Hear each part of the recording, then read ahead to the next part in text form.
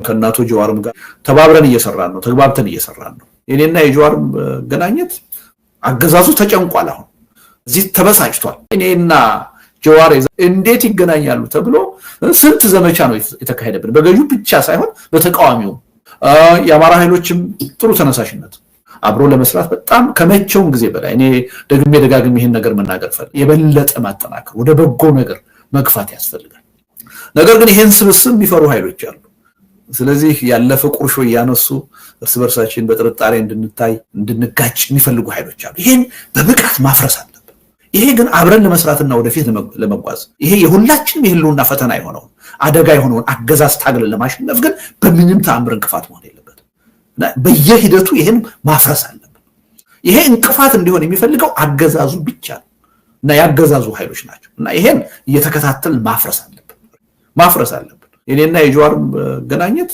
የሚያስከፋቸው በጣም ብዙ ሰዎች እንዳሉ ምንም ጥርጥር የለኝም አገዛዙ ተጨንቋል አሁን በዚህ ተበሳጭቷል እኔና ጀዋር እንዴት ይገናኛሉ ተብሎ ስንት ዘመቻ ነው የተካሄደብን በገዢው ብቻ ሳይሆን በተቃዋሚው በኩል ማለት ነው የበለጠ ተጠናክሮ መቀጠል አለበት በኦሮሞ ወንድሞቻችን በኩል ሪሊ በጣም ጥሩ የሆነ መሻሻል ያያየን ጥሩ የሆነ ስሜትና ፍላጎት ያያየን ይሄ በአማራውም ኃይል መጠናከር አለበት አማራውም ኃይል ከምንጠብቀው በላይ ተነሳሽነት ያያየን ይሄ አገዛዝ የሁላችንም ጠላት እንደሆነ ይሄ አገዛዝ አንዳችንን ለይቶ ሳይሆን ሁላችንንም በየተራ የሚያጠፋ ኃይል እንደሆነ ይሄን አገዛዝ የመመከቱ የመታገሉ አቋም የሁላችንም መሆን እንዳለበት በጣም ከፍተኛ የሆነ ያሳሰብ መቀራረብ ሲፈጠር ያያየው ባንድ ሆነ ያያየን ነው በዛው መጠን ደግሞ አገዛዙ በጣም እየተሸበረ ነው ይተባበሩኝ ነው በጋራ ሊታገሩኝ ነው ታግለውም ሊያሸንፉኝ ነው የሚል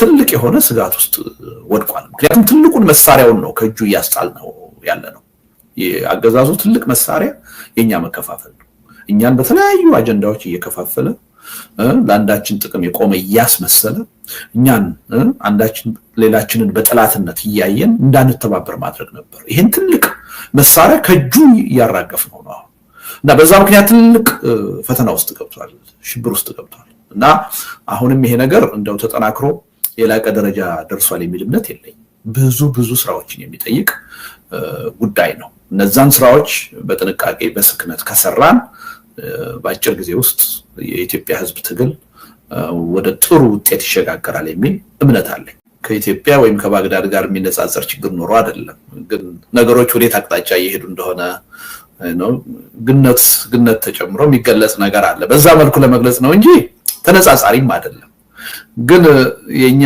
አገዛዝ እንደ ጥሩ እድል የሚቆጥረው ይመስለኛል ይሄ ነው እንኳን እስኛ ይሄውኮ አሜሪካኖች ዲሲም ወንጀል አለ ለማለት ነው እንደዚህ ነው በጣም ተራ ነው የሚመለከቱበት መንገድና እንጂ ቆም ብሎ በዚህ ደረጃ እንዴት ልንገለጽ ይችላል እንዴት ታየን ምን ችግር ምን ስተት ቢኖር ነው ብሎ ራሱን ለመመርመር አይነሳሳም እንደዛ አይነት ባህሪ ያለው አገዛዝ አይደለም በጣም ግብዝ ነው ማለት ነው የውጭ ዓለም እንዴት ያያየን ነው ምን ያህል በዲፕሎማሲው ደቅን ነው የሚለውን ለማየት ነው እንጂ ህይወቱን ኑሮውን እየኖረው ያለው እኮ የኢትዮጵያ ህዝብ ችግሩን ይሄ ሰው የሚደርም ካለው ወይም ከምንለው በላይ ያውቀዋል ኢትዮጵያ አሁን በነጻነት በሰላም ማትኖርባት ሀገር ሆኗል ከዋና ከተማው ከአዲስ አበባ ወደ ሰበታ ወደ ቢሸፍቱ ለመውጣት እኮ ስልክ ደውለህ አጣርተህ ነው የምትወጣው አካባቢው ሰላም ነው ወይ ብለህ ነው የምትወጣው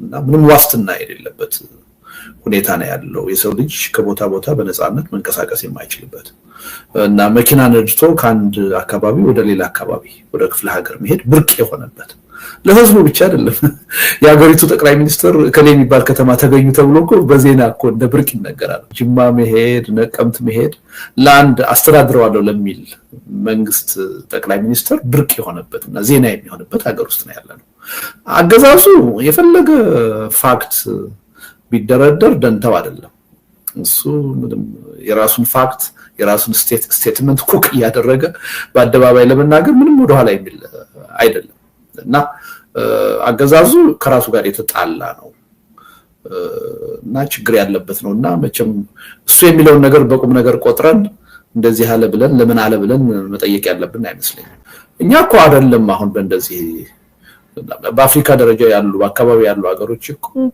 የኢትዮጵያ ችግር ወደኛ እንዳይመጣብን ብለው የሚፈሩበት ሁኔታ ነው ያለው እና አጠቃላይ ኢትዮጵያ እንደ አንድ አንከር ስቴት ተቆጠረ የነበረ አካባቢውን የማረጋጋት ሚና አላት ተብሎ ይቆጠር ከነበረ ሁኔታ ወርዳ ነው የተፈተፈተችው። እውነቱን ለመናገር እንደው በመዋቅር ደረጃ ደጋግሜ ከዚህ ቀደምም ያልኩት ይመስለኛል እንደ ውጭ ጉዳይ መዋቅር የተዳከመ የለም። አንዱ ከፍተኛ ጥንካሬ የነበረን በዛ መስክ ነበር ከሌሎች መዋቅሮች በተሻለ። ኢትዮጵያ የአፍሪካ ህብረት መስራች ነች፣ የተባበሩት መንግስታት መስራች ነች እና በዲፕሎማሲ ረገድ እንደው ከስሟና ከአቅሟም በላይ የሆነ ጥንካሬ ነው የነበራት። ያ ተንኮታክቶ እንደ መዋቅር የውጭ ጉዳይ ሚኒስትር በምንም ጉዳይ ላይ መወሰን የማይችልበት ያ መስሪያ ቤት ለዘመናት ያፈራቸው ባለሙያዎች ከጥቅም ውጭ ከስራ ውጭ ሆኑበት ሁኔታ ነው የተፈጠረው እና ሁሉም የውጭ ጉዳይ ፖሊሲ አንድ ግለሰብ በራሱ መንገድ የሚወስነው ነው የሆነው። እዚህ ቀደም አቶ ገዱ ለውጭ ጉዳይ ሚኒስትር በተሾሙ ጊዜ ጥያቄ አንስቼ ነበር ለጠቅላይ ሚኒስትሩ እና ለምንድነው ሌላ ቦታ አይሻልም ነበር ወይ እሳቸውን መሾም ለምን የውጭ ጉዳይ ሚኒስትር አደረካቸው አልኩት። አይ ትናንትም በፊትም አሁንም እኔ ነኝ እኮ የምወስነው ምን ችግር አለው ቦታውን ይቀመጡበት ነው ያለኝና እንደዛ ብሎ የሚያስብ መንግስት ነው ያለን እና አይደንቅም ማለቴ ነው። እና ይሄ ዲፕሎማቶች የራሳቸው መንገድ አላቸው ነገሮችን የሚገልጹበት እንዲሁ ዝም ብሎ የአንድ ሀገር ጉዳይ በአንድ ዲፕሎማት በአጋጣሚ ተነስቶ እንደዚህ አይባልም። የራሱ ምክንያት አለው ማለቴ ነው። አለን ሀገሩ መግለጫ በመግለጫ ሆኗል ብሎ ያለ ምክንያት አይመስለኝም። የሆነ ተነሳሽነት እየተፈጠረ ነው።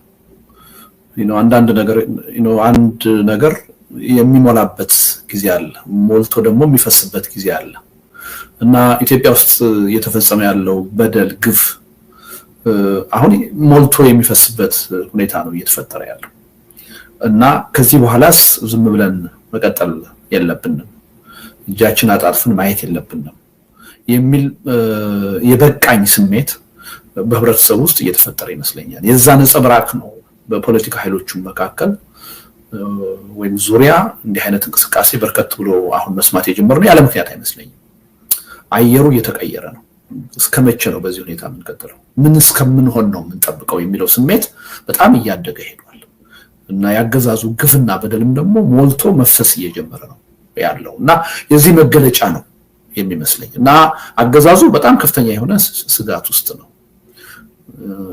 አገሪቱን ሊያፈርሱ ለመጨረሻ ጊዜ እየተዘጋጁ ነው አለ እንጂ ትክክለኛ አባባል ይሆን የነበረው አገሪቱን ሊያድኑ እየተዘጋጁ ነው ቢባል ነበር። እሱን ያን በማድረግ አገሪቱን የማዳን እንቅስቃሴ ነው፣ አገርን የማፍረስ እንቅስቃሴ አይደለም። አገርን የማፍረስ እንቅስቃሴ እሱ እየሄደበት ያለው መንገድ ነው። በዚህ ከቀጠለ ምንም ጥርጥር የለውም እየተላለቀን የመፍረሱ ጉዳይ አይቀሬ ነው የሚሆነው። ጥያቄው መቼ ነው በምን ያህል ፍጥነት ይመጣል ነው እንጂ አይቀሬ ነው የሚሆነው። በዛ ሂደት ውስጥ ነው ያለነው። ስለዚህ አሁን የተፈጠረው የፖለቲካ ኃይሎቹ ተነሳሽነት፣ አሁን የተፈጠረው የህዝቡ ተነሳሽነት አገርን የማዳን ነው እንጂ አገርን የማጥፋት አይደለም። አገርን ከመፍረስ የማዳን ነው እና ቀጣይ እንድትሆን የማድረግ ጥረት ነው ብዬ ነው የምወስደው። ይሄ ጥረት ግን ምን ያህል ጥንካሬ ያለው ምን ያህል ጉድለት አለው ልንነጋገርበት እንችላለን። የአብሮነት ኢትዮጵያ የሚለውን ስም ስናወጣ የአብሮነት ችግር ባይኖር ኖሮ ስሙ ይሄ አይሆንም ነበር። አብሮነታችን ከጊዜ ወደ ጊዜ እየላላ ከዛም አልፎ እየተበጣጠሰ የጋራ የምንለው ማንነት እያጣን የጋራ የምንለው ጥቅምና ፍላጎት እያጣን መምጣታችን አሳስቦን ነው ስሙን ራሱ የአብሮነት ኢትዮጵያ ያልነው እና ችግሩ ባይኖር ኖሮ የአብሮነት ችግር ባይኖር ኖሮ በኢትዮጵያ እኔ ስያሜያችን ይሄ አይሆንም ነበር። ለቃሉም ትኩረትም አንሰጠውም ነበር ማለት ነው። ስለዚህ ችግሩ መኖሩን አምኖ መቀበል ያስፈልጋል። ኢትዮጵያ ውስጥ አሁን አንዱ የጠፋው በተለይ ላለፉት 7 ዓመታት ጠፍቶ የነበረው ዋናው ነገር የአብሮነት ችግር ነው። ያንተ ችግር የኔ ችግር ነው ብሎ ማሰብ ያለመቻል፣ ልዩነት ብቻ ሳይሆን የጋራ ጥቅምና ፍላጎት አለን ብሎ ማሰብ ያለመቻል፣ ታሪካችን በችግር በቁርሾ የተሞላ ብቻ ሳይሆን በጎ መስተጋብርም ነበረው ብሎ ማመን ያለመቻል ችግር ነው የነበረውና የአብሮነት ችግር ነው የአብሮነት ኢትዮጵያንም የፈጠረው የሚል እምነት አለኝ። ግን ያ ችግር መኖሩ እንደተጠበቀ ሆኖ አሁን ባለው ሁኔታ አዲስ ተነሳሽነት እየተፈጠረ እንደሆነ ኢትዮጵያውያን አንደኛ ልዩነት ብቻ ሳይሆን የጋራ ጉዳይ አለን፣ የጋራ ጥቅምና ፍላጎት አለን። ይሄን ጥቅምና ፍላጎት ማሳካት የምንችለው ደግሞ በተናጠል ትግል አይደለም፣ በትብብር ነው፣ በአብሮነት ነው የሚል አዲስ ተነሳሽነትና ስሜት እየተፈጠረ ነው። እውነቱን ለመናገር እኔ በዚህ ረገድ በጣም ተስፋ አስቆራጭ የሆነ ስሜት ውስጥ ነበርኩ ባይ ነኝ። ኢትዮጵያ ከመዳን ይልቅ የመፍረስ ዕድሏ እጅግ በጣም ሰፊ ነው የሚል አስተሳሰብ ነው ያለኝ እስከ ቅርብ ጊዜ ድረስ። አሁን ግን ማየው አንዳንድ እንቅስቃሴ እውነቱን ለመናገር ያን አስተሳሰቤን ቻሌንጅ የሚያደርግና አዲስ ተስፋ የሚፈጥር ሆኖ አግኝቼዋለሁ። ከትናንት በፊት ምንም የጋራ ጉዳይ የለንም ብለው የሚያምኑ ሰዎች ዛሬ ነው የጋራ ጉዳይ አለን ብለው ለመነጋገር ፈቃደኛ ሲሆኑ እያየሁ ነው። በራሴ መንገድ ሄጄ የዚህ ትግል አሸናፊ ሆናለሁ ብለው የሚያምኑ ኃይሎች ያ መሆን እንደማይችል ተገንዝበው ወደ ጋራ የትግል እንቅስቃሴ መምጣት ሲፈልጉ እያየሁ ነው እና ይሄ ቀላል ነገር አይደለም። አገዛዙን በሚመለከት የነበረን የተለያየ ግምገማ የተለያየ የግምገማ ሁኔታ አሁን በጣም እየተለወጠ የመጣበት ይሄ አገዛዝ የሁላችንም ጠላት እንደሆነ ይሄ አገዛዝ አንዳችንን ለይቶ ሳይሆን ሁላችንንም በየተራ የሚያጠፋ ኃይል እንደሆነ ይሄን አገዛዝ የመመከቱ የመታገሉ አቋም የሁላችንም መሆን እንዳለበት በጣም ከፍተኛ የሆነ ያሳሰብ መቀራረብ ሲፈጠር እያየሁ ነው። እነዚህ እንግዲህ መብሰል መጠናከር ይጠይቃሉ። ያ ደግሞ ዝም ብሎ በስሜትና በፍላጎት ብቻ አይመጣም። ስራ መስራት አለብን የሚል እምነት አለኝ። ነገር ግን ከሁለት ዓመት በፊት ከነበርንበት ሁኔታ በጣም የተሻለ ሁኔታ አበረታች የሆነ ሁኔታ እየተፈጠረ ነው። ይሄ በተቃዋሚ ኃይሎቹ ብቻ አይደለም፣ በሚዲያው ዙሪያም ይታያል፣ ህብረተሰቡ ውስጥ ይታያል። ህብረተሰቡ የዛ አይነት ተነሳሽነት ውስጥ እየገባ እንደሆነ እያየን ነው። በዛው መጠን ደግሞ አገዛዙ በጣም እየተሸበረ ነው። ሊተባበሩኝ ነው፣ በጋራ ሊታገሉኝ ነው፣ ታግለውም ሊያሸንፉኝ ነው የሚል ትልቅ የሆነ ስጋት ውስጥ ወድቋል። ምክንያቱም ትልቁን መሳሪያውን ነው ከእጁ እያስጣል ነው ያለ ነው። የአገዛዙ ትልቅ መሳሪያ የኛ መከፋፈል ነው። እኛን በተለያዩ አጀንዳዎች እየከፋፈለ ለአንዳችን ጥቅም የቆመ እያስመሰለ እኛን አንዳችን ሌላችንን በጠላትነት እያየን እንዳንተባበር ማድረግ ነበር። ይሄን ትልቅ መሳሪያ ከእጁ እያራገፍ ነው ነው እና በዛ ምክንያት ትልቅ ፈተና ውስጥ ገብቷል፣ ሽብር ውስጥ ገብቷል። እና አሁንም ይሄ ነገር እንደው ተጠናክሮ የላቀ ደረጃ ደርሷል የሚል እምነት የለኝም። ብዙ ስራዎችን የሚጠይቅ ጉዳይ ነው። እነዛን ስራዎች በጥንቃቄ በስክነት ከሰራን በአጭር ጊዜ ውስጥ የኢትዮጵያ ሕዝብ ትግል ወደ ጥሩ ውጤት ይሸጋገራል የሚል እምነት አለኝ እና እነዛን በጎ ነገሮች እውቅና መስጠትና የበለጠ ተጠናክረው በዙሪያቸው ያለው ድክመት ችግር ተፈቶ በምንፈልገው መጠን ተጠናክሮ እንዲወጣ የሁላችንም ጥረትና እገዛ የሚያስፈልግ ይመስለኛል። የአብሮነት ኢትዮጵያ በአንድ ጊዜ ጠንካራ የሆነ ድርጅት ሆኖ ማየት የሚፈልጉ ሰዎች አሉ። ያ እንደማይሆን ቀድመን እኛ ተናግረናል። ምክንያቱም አሁን በስሜት በሩጫ አይደለም ነገሮችን መስራት የምንፈልገው። ሴንስ ኦፍ አርጀንሲ እንዲኖረን እንፈልጋለን። ግን ያን ብለን ደግሞ ነገሮችን ባልተገባ ፍጥነት እና ጥንቃቄ በሌለው ሁኔታ መስራት አንፈልግም እና የአብሮነት ኢትዮጵያ መቋቋም ከጀመረ ጊዜ ጀምሮ ፕሮግረስ አለው። ግን ያ ሰዎች በፈለጉት ፍጥነት ላይሆን ይችላል እና ምንድነው እያደረግን ያለ ነው? አሁን አንድ ቋሚ አመራር እንዲኖረን እየሰራን ነው። ያው ቋሚ አመራር እንዲኖር መጀመሪያ ህገ ደንብ መኖር አለበት፣ መዋቅር መኖር አለበት። ያን ህገ ደንብ ተረቆ በህገ ደንቡ ዙሪያ የመጀመሪያ ዙር ውይይት ተደርጎ አሁን ፋይናል ረቂቅ መያዝ ይችላል። ይሄን ፋይናል ረቂቅ ከያዝን በኋላ አንድ ቦርድ ለማቋቋም ያ ቦርድ ደግሞ የራሱ የሆነ ስራ አስፈጻሚ ከውስጡ ይመርጣል። እሱን የማቋቋም ስራ እየሰራ ነው በአንድ በኩል። በሌላ በኩል ደግሞ የህጋዊ ምዝገባ እንዲኖረን ይሄን ስራ አጠናቀን ህጋዊ ምዝገባ እንዲኖረንም ጥረት እያደረግን ነው እና ይሄን ስራ በአደባባይ ልታየው አትችልም።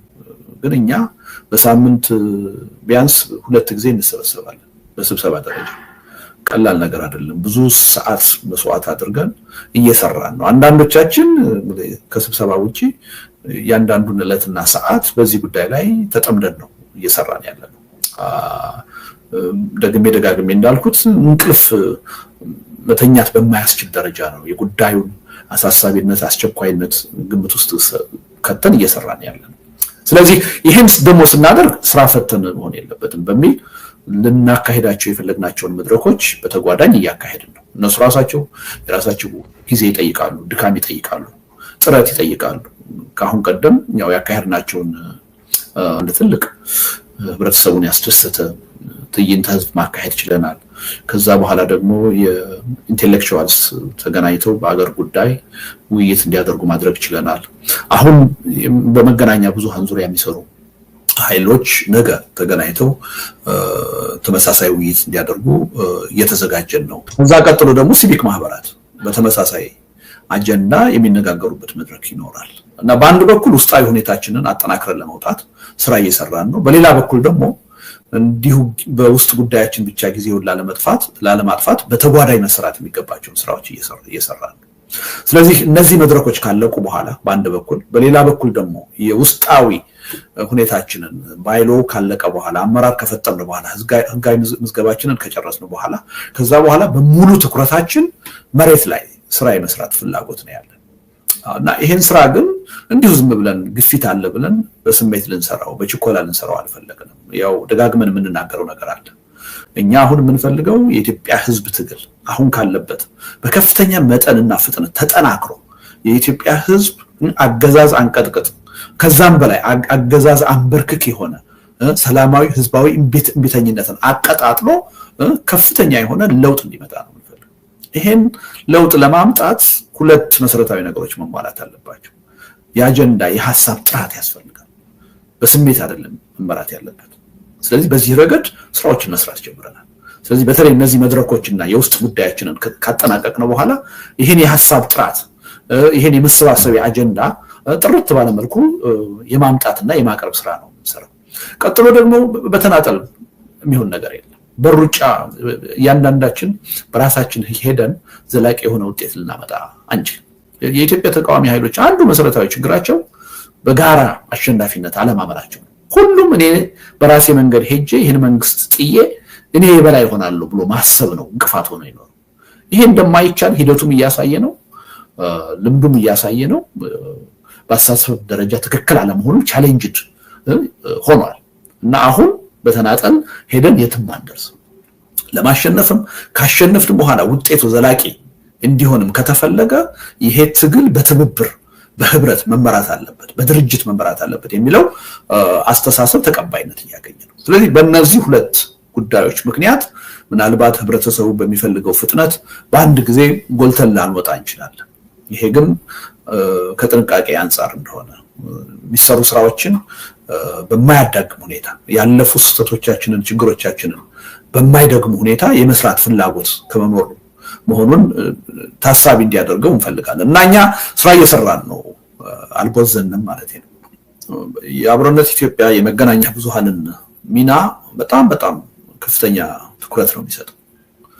እኛ አሁን ባለን ግምገማ ቅድም እንዳልኩት ተቃዋሚዎች ካለፈው ስህተታቸው ድክመታቸው በመማር ወደ ጥሩ አቅጣጫ እየመጡ ነው። አብዛኛዎቹ የአደባባይ ምሁራንም ወደዛ አቅጣጫ እየመጡ ነው። ሲቪክ ማህበራትም በምንጠብቀው መልኩ ባይሆን እንቅስቃሴ የማድረግ ጅማሮ ላይ እንዳሉ እያየን ነው። ይሄ ሁሉ አካል የፈለገውን ያህል ወደ ትብብር ቢመጣ የመገናኛ ብዙሃን በተመሳሳይ ሁኔታ ይሄ ትግሉን የሚደግፉ መገናኛ ብዙሃን ማለት ነው በተመሳሳይ ሁኔታ ተባብረው ተቀናጅተው ተናበው የማይሰሩ ከሆነ የትም ብዙ ርቀት ትግሉ መሄድ የሚችል አይመስለኝም እና የማይተካ ሚና ነው ያላቸው። ምክንያቱም አሁን ባለው በተጨባጭ የትግሉን ሁኔታ ካየን መገናኛ ብዙሃን ትግሉ እንዲጠናከር ከፍተኛ አስተዋጽኦ ነው ያላቸው። አንድ በሌላ በኩል ደግሞ ራሱ ትግሉ ችግር ውስጥ እንዲገባ እንዲዳከምም ያላቸው ሚና ቀላል አይደለም እና አዎንታዊም አሉታዊ ሚና ነው ያላቸው። ስለዚህ አሁን አገር ቤት ያሉ የፖለቲካ ኃይሎች ወደ አንድነት እንዳይመጡ እንዲከፋፈሉ በማድረግ ረገድ መገናኛ ብዙሃን ያላቸው ሚና ቀላል አይደለም። የጥላቻ ንግግር እንዲስፋፋ፣ ህዝብ ከህዝብ ጋር እንዳይቀራረብ፣ በጠላትነት እንዲታይ በማድረግ ረገድ እውነቱን ለመናገር ከፖለቲካ ኃይሎቹ በላይ መገናኛ ብዙሃኖቹ ሚና አላቸው የሚል እምነት ነው ያለው። ስለዚህ ይሄ ትግል ተጠናክሮ የምንፈልገውን ውጤት እንዲያመጣ ከተፈለገ መገናኛ ብዙሃን በትብብር መንፈስ መስራት አለባቸው። ይሄ ትግል የምንፈልገው የምንጠብቀው ትግል ወደፊት የምናደርገው ትግል በምንፈልገው መጠንና ሁኔታ ውጤታማ ሊሆን የሚችለው ባልተከፋፈለ ሁኔታ አንድ አይነት መልእክት ለህዝቡ ማስተላለፍ ስንችል ነው። ስለዚህ አንደኛ ተቃዋሚዎችም መልእክታቸውን የሚያስተላልፉት በመገናኛ ብዙሃኑ አማካኝነት ነው። የነሱ ትብብር ከሌለ የትም መድረስ አንችልም። ሁለተኛ ራሳቸው መገናኛ ብዙሃኖቹ አጀንዳ ቀራጮች ናቸው። አጀንዳ ይዘው ስራ የሚሰሩ ናቸው። እነሱ የሚያራምዱት አጀንዳ የህዝቡን አይምሮ የህዝቡን ትኩረት የሚከፋፍል ከሆነ ወደ ተለያየ አቅጣጫ የሚጎትት ከሆነ የምንፈልገው ትግል በምንፈልገው መጠን ውጤታማ ይሆናል የሚል እምነት የለንም እና በእኛ በኩል የመገናኛ ብዙሃኑን ሚና እጅግ በጣም አክብደን ነው የምናየው። ትልቅ ትኩረት ነው የምንሰጠው እና ይሄ ሁላችንም ልንገነዘበው የሚገባ ይመስለኛል። በተግባር እንቅስቃሴ ስናደርግ አሁን ለምሳሌ የተቃዋሚ ኃይሎችን ሰብስበን ለማነጋገር ጥረት ስናደርግ ከበፊቱ በጣም የቀለለ ሁኔታ ነው ያየነው። እነዛን 15 የፖለቲካ ፓርቲ መሪዎች የፖለቲካ ሰዎች ወደዚህ መድረክ ለማምጣት ጥረት ስናደርግ በጣም ከምንፈልገው በላይ ከምንጠብቀው በላይ ቀሎ ነው ያገኘነው። ለምንድን ነው የቀለለው? ቅድም ያልኳቸው ሁኔታዎች የፈጠሩት እውነታ ነው። በተናጠል ትግል የትም አንደርስም። ችግሩ ሁላችንንም በየተራ እየበላን ነው። መተባበር ካልቻልን ሁላችንም እንጠፋለን የሚል አስተሳሰብ እያደገ ስለመጣ ነው። ምሁራኑም አካባቢ አሰባስበን ውይይት ለማድረግ ባለፈው ጥረት ስናደርግ ከባድ ችግር አልገጠመንም። እውነቱን ለመናገር ሁሉም በትብብር ለመስራት ለመሳተፍ ፍላጎት ነው ሲያሳይ ያየነው። ሚዲያዎቹ አካባቢ ያለው በፊትም የምንጠብቀው ነው። አሁንም በጣም አስቸጋሪ ሆኖ ነው ያገኘነው። ብዙ ችግሮች አሉ። ተባብሮ የመስራት ተገናኝቶ የመስራት ችግሮች አሉ እና በዚህ ረገድ ሁሉም ሰው ትኩረት ሰጥቶ መስራት አለበት የሚል እምነት አለን። ራሱ ሚዲያው ትኩረት ሰጥቶ መስራት አለበት። ልዩነቶች የሉም አይደለም። ልዩነቶች መንጸባረቅ የለባቸውም ማለት አይደለም። መንጸባረቅ አለባቸው። ሁላችንም ልዩነቶች አሉ። ግን ደግሞ በአሁኑ ወቅት መቀደም ያለበት ምንድነው የሚለው ላይ ልዩ ትኩረት ሰጥተን መስራት አለብን የሚል እምነት አለ። ልክ ተቃዋሚዎቹ ሰሞኑን እኔና አቶ ጀዋር አንድ ሚዲያ ላይ ቀርበን ነበር። ክርክር ውስጥ አልገባንም። የሚያከራክር ነገር ሳይኖረን ቀርቶ አይደለም። ግን ለየትኛው ጉዳይ ነው ቅድሚያ መስጠት ያለብን? ምንድነው አሁን ከፊታችን ያለው አደጋ በመኖርና ባለመኖር ጥያቄ ውስጥ ያስገባን የሚለውን ትኩረት ሰጥተን መስራት ስላለብን ነው ያልተከራከርነው እንጂ ሰፊ ልዩነቶች አሉ በመካከላችን። ግን ከዛ በላይ የሁላችንን ህልውና አደጋ ውስጥ የጣለ ጉዳይ አለ። ያን ጉዳይ ወደ ጎን ብለን አሁን በልዩነት ላይ ብንከራከር ጥሩ ፖለቲከኞች ያደርገናል። ለወቅቱ የህዝብ ጥያቄና ፍላጎት የሚመጥን መልስም አይሆንም። ስለዚህ ሚዲያውም በዚህ ረገድ የራሱን ሚና መጫወት አለበት የሚል እምነት አለ። ለጊዜው በመካከል ያሉ ቁርሾችን ልዩነቶችን ከበፊት ጀምሮ የነበሩ እነሱን ወደ ጎን አስቀምጦ የተጠያቂነትንም ጉዳይ አሁን የፖለቲካ ኃይሎቹ ተሰባስበን ስንነጋገር ከሌኮ በወንጀል የተዘፈቀ ነው እንዴት ከሱ ጋር ትነጋገራላችሁ ትሰራላችሁ የሚልን አካል አለ።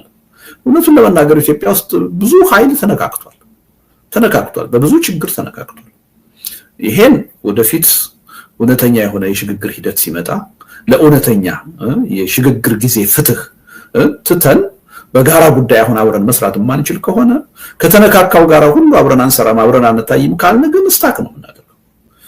ዋናው ይሄ አሁን የመጣብንን የህልውና አደጋ የመፍታት ችግር ውስጥ ነው የምንገባው የሚል እምነት አለን እና ለመገናኛ ብዙሃኑ ትልቅ ትኩረት ነው የምንሰጠው። ነገ የተቃዋሚዎቹ ባሳዩት መንፈስ የትብብር አስፈላጊነት ጎልቶ ይወጣል የሚል እምነት አለኝ።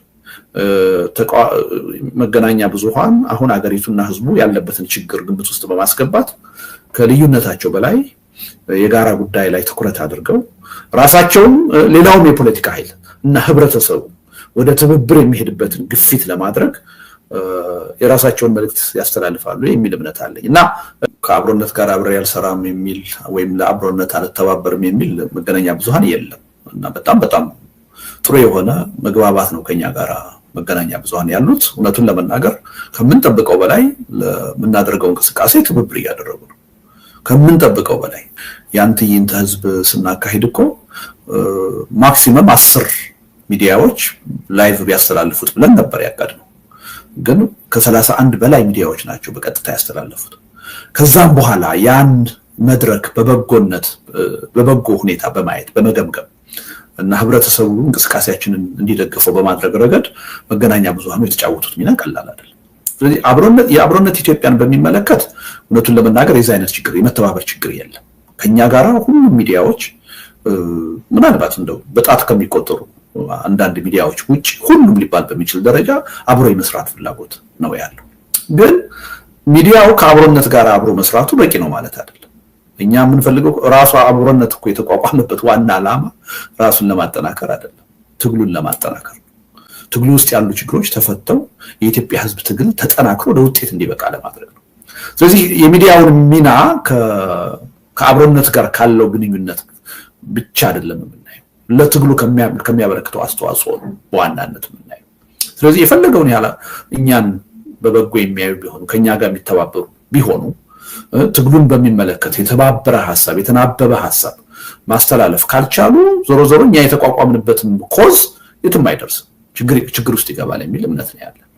ስለዚህ ሪሊ እኛ ጋራ ያለ መግባባት አብሮ ያለ መስራት ችግር ቢኖር ኖሮ ከእያንዳንዱ ጋራ ዲል እያደረግን አግሪመንት እየፈጠርን ለመስራት ልንጥል እንችል ነበር። ከኛ ጋር ምንም ችግር የለም። ከኛ ጋር ሁሉም ሚዲያ አብሮ ለመስራት ፈቃደኛ ነው። እንደው በዚህ አጋጣሚ ምስጋናዬን አድናቆቴን ማቅረብ እፈልጋለሁ። ከምንጠብቀው በላይ መገናኛ ብዙሃን ለአብሮነት በጎ አመለካከት ነው ያላቸው።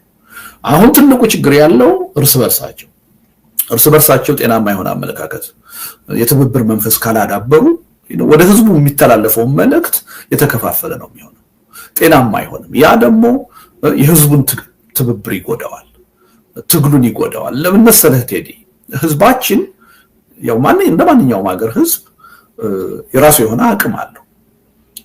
አንድን ነገር በተባበረ ድምጽ ስናስተላልፍ የመቀበል አቅሙ በጣም ከፍተኛ ነው የሚሆነው። ሐሳቡ አይከፋፈልም። እኛ የተከፋፈለ አስተሳሰብ ስናራምድ ግን ህብረተሰቡ በእነዛ የተከፋፈሉ አስተሳሰቦች ውስጥ የትኛው ነው ትክክል ያልሆነ ብሎ ለመመዘን አቅሙ ውስን ነው። ይሄን ማወቅ አለብን። ስለዚህ ካሁን ቀደም የተበላሹ ትግሎች የተከፋፈለ አመለካከት ተቃዋሚው ሚዲያ ስለሚያራምድ ነው። በጣም የተግባባ የተቀራረበ አመለካከት ይዘን ለህዝቡ መልእክት ካስተላለፍን ግን ህዝቡ የመቀበል እድሉ በዛው መጠን ጠንካራ ነው የሚሆነው፣ ከፍተኛ ነው የሚሆነው። ስለዚህ ሪሊ የትብብሩን ጉዳይ ባናሳንሰው ጥሩ ነው፣ እጅግ አስፈላጊ ነው። አንድ የኢትዮጵያ ህዝብ በአሁኑ ሰዓት መገናኛ ብዙሃን፣ ተቃዋሚው፣ ኢንቴሌክቹዋልስ፣ የሲቪክ ማህበራት አመራሮች፣ የሀገር ሽማግሌዎች፣ ታዋቂ ግለሰቦች በአንድ ድምጽ አትሊስት አንድ ነው ባይባልም በተቀራራቢ ሁኔታ ሊያካሄድ የሚገባው የትግል እንቅስቃሴ ከነገር ነው የማይነሳበት የማይተባበርበት ምክንያት የለም። የተለያየ ጉራማይሌ የሆኑ አስተሳሰቦችን ይዘን ምንቀርብ ከሆነ ግን የህብረተሰቡን ትኩረት እንበትነዋለን፣ መጓተት ውስጥ ነው የምናስገባው። የትኛው ነው ትክክል የሚለውን ነገር ሁሉ በአግባቡ መዝኖ እንዳይዝ ነው የምናደርገው። ያን እድል ነው የምናሳጣውና ሪሊ የተለያዩ አማራጮች ሊኖሩ ይችላሉ። ከኛ ጋር ብቻ ሳይሆን መገናኛ ብዙሃን እርስ በርስ መከባበር ቢያንስ ልዩነትን በአግባቡ ይዞ በጋራ ጉዳይ ላይ አብሮ የመስራትን ጉዳይ መገናኛ ብዙሃን አስበውበት ኮንሽስሊ ቢያጠናክሩት ተገቢ ነው ብዬ ነው የማምነው። ያ ለማንም ሳይሆን አሁን እንታገልለታለን ከአደጋ ልናድነው ይገባል ለምንለው ለህዝቡ ጠቃሚ ነው፣ ለዛ የሚከፈል ዋጋ ነው የሚል እምነት አለኝ። እርግጥ ነው ያን ስናደርግ የሚኮሰኩሰን ነገር ሊኖር ይችላል። ከአንዳንዶቹ ጋር አብረን ለመስራት ብዙ ቅሬታዎች ሊኖሩ ይችላሉ፣ ብዙ የማይጥሙን ነገሮች ሊኖሩ ይችላሉ። ግን ትግል ሲባል እንዲህ አይነቱን ነገር ተቋቁሞ ማለፍ ነው። እኔ እኮ 15-20 ዓመት እኮ ብዙ መገናኛ ብዙሃን እኮ እንኳን አይደለም የፖለቲካ ስብዕናዬን ህይወቴን እንዳጣ እኮ ቅስቀሳ ያደረጉብኝ አሉ። አኩርፌ ከነዚህ ኃይሎች ጋር አልሰራም ካልኩ በትግሉ የሚኖረኝ ማስተዋጽኦ በዛው መጠን ደካማ ነው የሚሆነው። ስለዚህ ያን ስሜት ወደ ጎን አድርገን ትናንት እንደዛ ያደረጉብን ኃይሎችም ጭምር ጋር እየተገናኘን ለመነጋገር እኔ እያንዳንዱን የመገናኛ ብዙሃን ጋዜጠኛውን ወይም ባለቤቱን እየደወልኩ ነው የማነጋገረው። ትናንት ለኔ ጥሩ አመለካከት ያልነበረውን ቅስቀሳ ያደረገብኝን ያወገዘኝን ብቻ አይደለም በጣም ጤናማ ያልሆነ በጣም ብዙ ነገር ያደረጉብኝን ሁሉ እንደ ግል ጉዳይ እየደወልኩ ለማግባባት ነው ጥረት ማድረገው።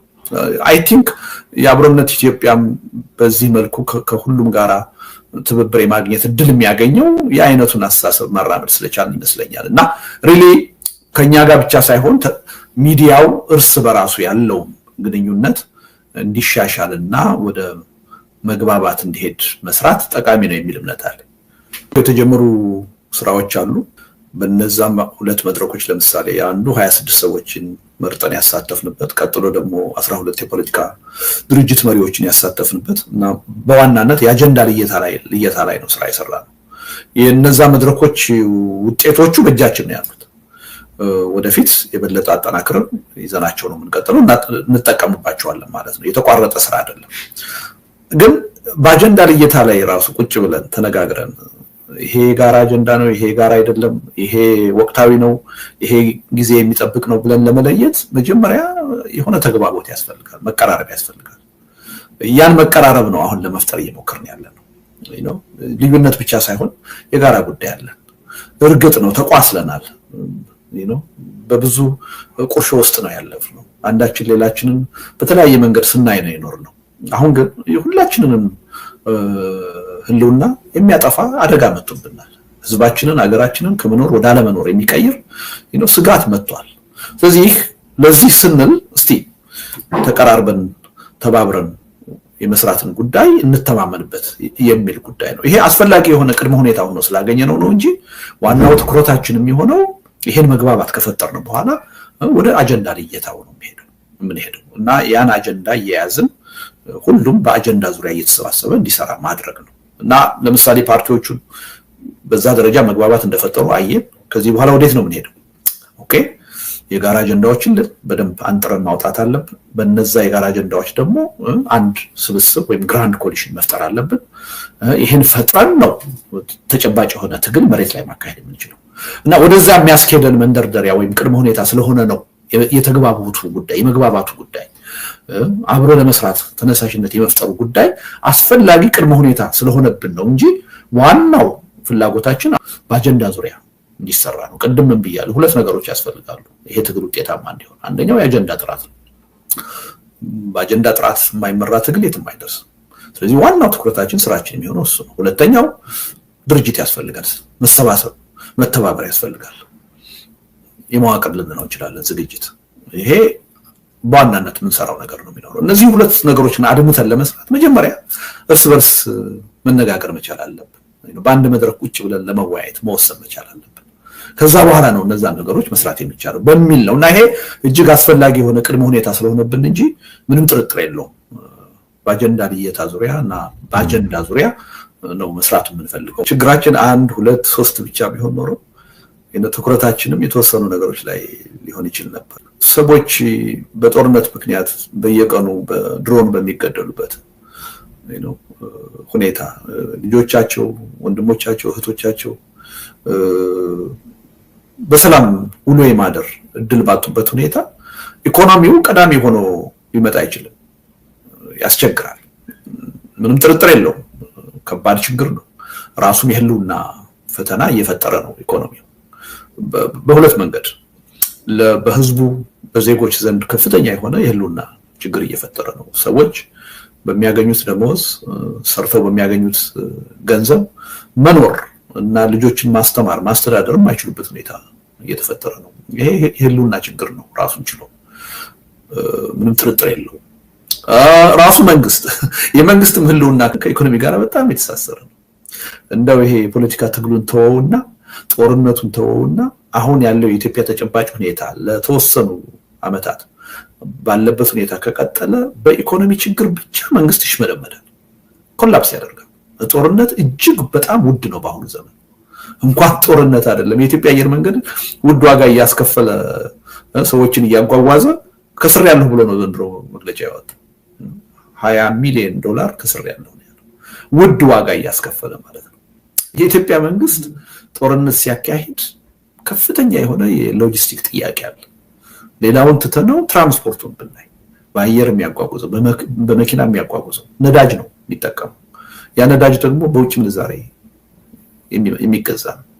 እንግዲህ ስንቁን፣ ትጥቁን፣ መሳሪያው ይሄ ሁሉ በአብዛኛው ከውጭ ይመጣል እና በኢኮኖሚው ችግር ምክንያት ህዝቡ ብቻ ሳይሆን ራሱ አገዛዙም ህልውናው የሚያከትምበት ሁኔታ ይፈጠራል። ግን ጦርነት በጣም መጥፎ ነገር ነው። አንዳንድ ጊዜ በረሃብ መሰቃየት፣ መሞት የተወሰነ ጊዜ ሊሰጥ ይችላል። ከአካባቢህም ከተለያየ ማህበራዊ ትስስሩም ቀላል አይደለም። ተረዳድቶ ተጋግዞ ሰው ሊሰነብት ይችላል። ጦርነት በጣም ከባድ ነገር ነው። የሰላም እጦት በጣም ከባድ ነገር ነው። ጦርነት ሳይኖር ሰላም አግኝቼ እየተራብኩ ልኑር፣ እየተቸገርኩ ልኑር ብለህ ልትል ትችላለህ። እና ትልቁ ችግር በጣም የገዘፈ የፖለቲካ ቀውስ አለ፣ ጦርነት አለ ኢትዮጵያ ውስጥ እና ብዙዎቹን መሰረታዊ ችግሮች አጥልቶባቸዋል፣ ትኩረት እንዳንሰጣቸው አድርጓል። እና ኢኮኖሚውም እየተዘነጋ ያለው ከሱ የባሰ ሌላ ችግር ስላለ ይመስለኛል። አሁን ትልቁ ችግር ሄዶ ያለው ምንድነው? ይሄን አገዛዝ እንዴት ነው ከዚህ ሂደቱ ማቆም የምንችለው? እንዴት ነው ይሄን ትግል አጠናክረን ማሸነፍ የምንችለው? በምን መንገድ ነው? በየትኛው መንገድ ነው? በእነዚህ ጉዳዮች ላይ ነው እንጂ ያሳሰብ መዛባት ወይም ችግር ያለው ሪሊ ኢትዮጵያ ውስጥ ያለው ችግር በጣም ከባድ እንደሆነ፣ ጊዜ ፋታ የማይሰጥ እንደሆነ በኢኮኖሚውም በማህበራዊም በፖለቲካውም ህብረተሰቡ ከበቂ በላይ ተገንዝቧል የሚል እምነት አለ። በጣም አመቺ የሆነ ቅድም እንዳልኩት ነገሮች ሞልተው መገንፈል የደረሱበት መፍሰስ የደረሱበት ሁኔታ ውስጥ ነው ያለነው። ሪሊ ለአንድ የፖለቲካ ትግል ራሱ ውጤታማነት በጣም መሰረታዊ የሆነ ቅድመ ሁኔታ የተሟላበት ሁኔታ ነው ያለው። ነባራዊ ሁኔታው በጣም አመቺ ሁኔታ ፈጥሯል። በቃ ከዚህ በላይ ህብረተሰቡ ታግሶ መቀጠል የማይችልበት ሁኔታ እየተፈጠረ ነው። ይሄን ብለን መቆም የለብንም። በተለይ አሁን ልጆቹ እየተራቡ ያሉት፣ ትምህርት ቤት ሄደው በአግባቡ መማር ያልቻሉት፣ በኑሮ ውድነት ከመኖር ወደ አለመኖር እየተሸጋገረ ያለው በመንግስት ፖሊሲ በመንግስት የተበላሸ አካሄድ መሆኑን ህብረተሰቡ እንዲያውቀው መጣር አለብን። መገናኛ ብዙሃን መጣር አለበት። የፖለቲካ ኃይሎች መስራት አለብን። ግን እኔ አሁን እውነቱን ለመናገር የኢትዮጵያ ህዝብ ይህን ችግር እንዲረዳው የማድረጉ ስራ በበቂ ሁኔታ ሄዷል የሚል እምነት አለኝ። ከኛም በላይ ራሱ አገዛዙ በሚወስዳቸው እርምጃዎች በሚሰራቸው ጥፋቶች ህብረተሰቡ ይህን በደንብ እንዲረዳ ማድረግ ተችሏል። ዋናው ርብርብ ዋናው ከዚህ እንዴት እንገላገል፣ ከዚህ እንዴት እንውጣ፣ ይሄን ከመኖር ወደ አለመኖር እያሸጋገረን ያለ አገዛዝ እንዴት ነው ታግለን ማሸነፍ ያለብን የሚለው ቀዳሚ መሆን አለበት የሚል እምነት አለኝ። ቀዳሚ ነው ብለን ግን ሌሎች ተጓዳኝ ችግሮችን ለዚህ ጉዳይ ግብአት የሚሆኑ ጉዳዮችን መርሳት አለብን የሚል እምነት የለኝ። የኢኮኖሚ ጉዳይ አንድ ትልቅ ጥያቄ ሆኖ በደንብ ሊሰራበት የሚገባ ነው ባይ ነኝ። በነገራችን ላይ ብዙ ጊዜ ግራ የሚገባቸው ሰዎች አሉ። የህልውና ጉዳይ ስንል ህልውናን የሚያዩት በህይወት የመኖርና ያለመኖር ጉዳይ ብቻ አድርገው ነው። የህልውና የሚባለው ነገር ሰፊ ትርጉም ያለው አንድ ሰው አንድ ህብረተሰብ በነፃነት በእኩልነት መኖር ካልቻለ የህልውና ጥያቄ ነው። ያ ጥያቄ የግድ ህይወቱ ስላለና ስለሌለ አይደለም። እና ህልውና የኢትዮጵያ ህዝብ የህልውና ችግር ውስጥ ነው ስንል 130 ሚሊዮን ህዝብ ተጠራርጎ ሊጠፋ ነው ሞቶ ሊያልቅ ነው ማለት አይደለም።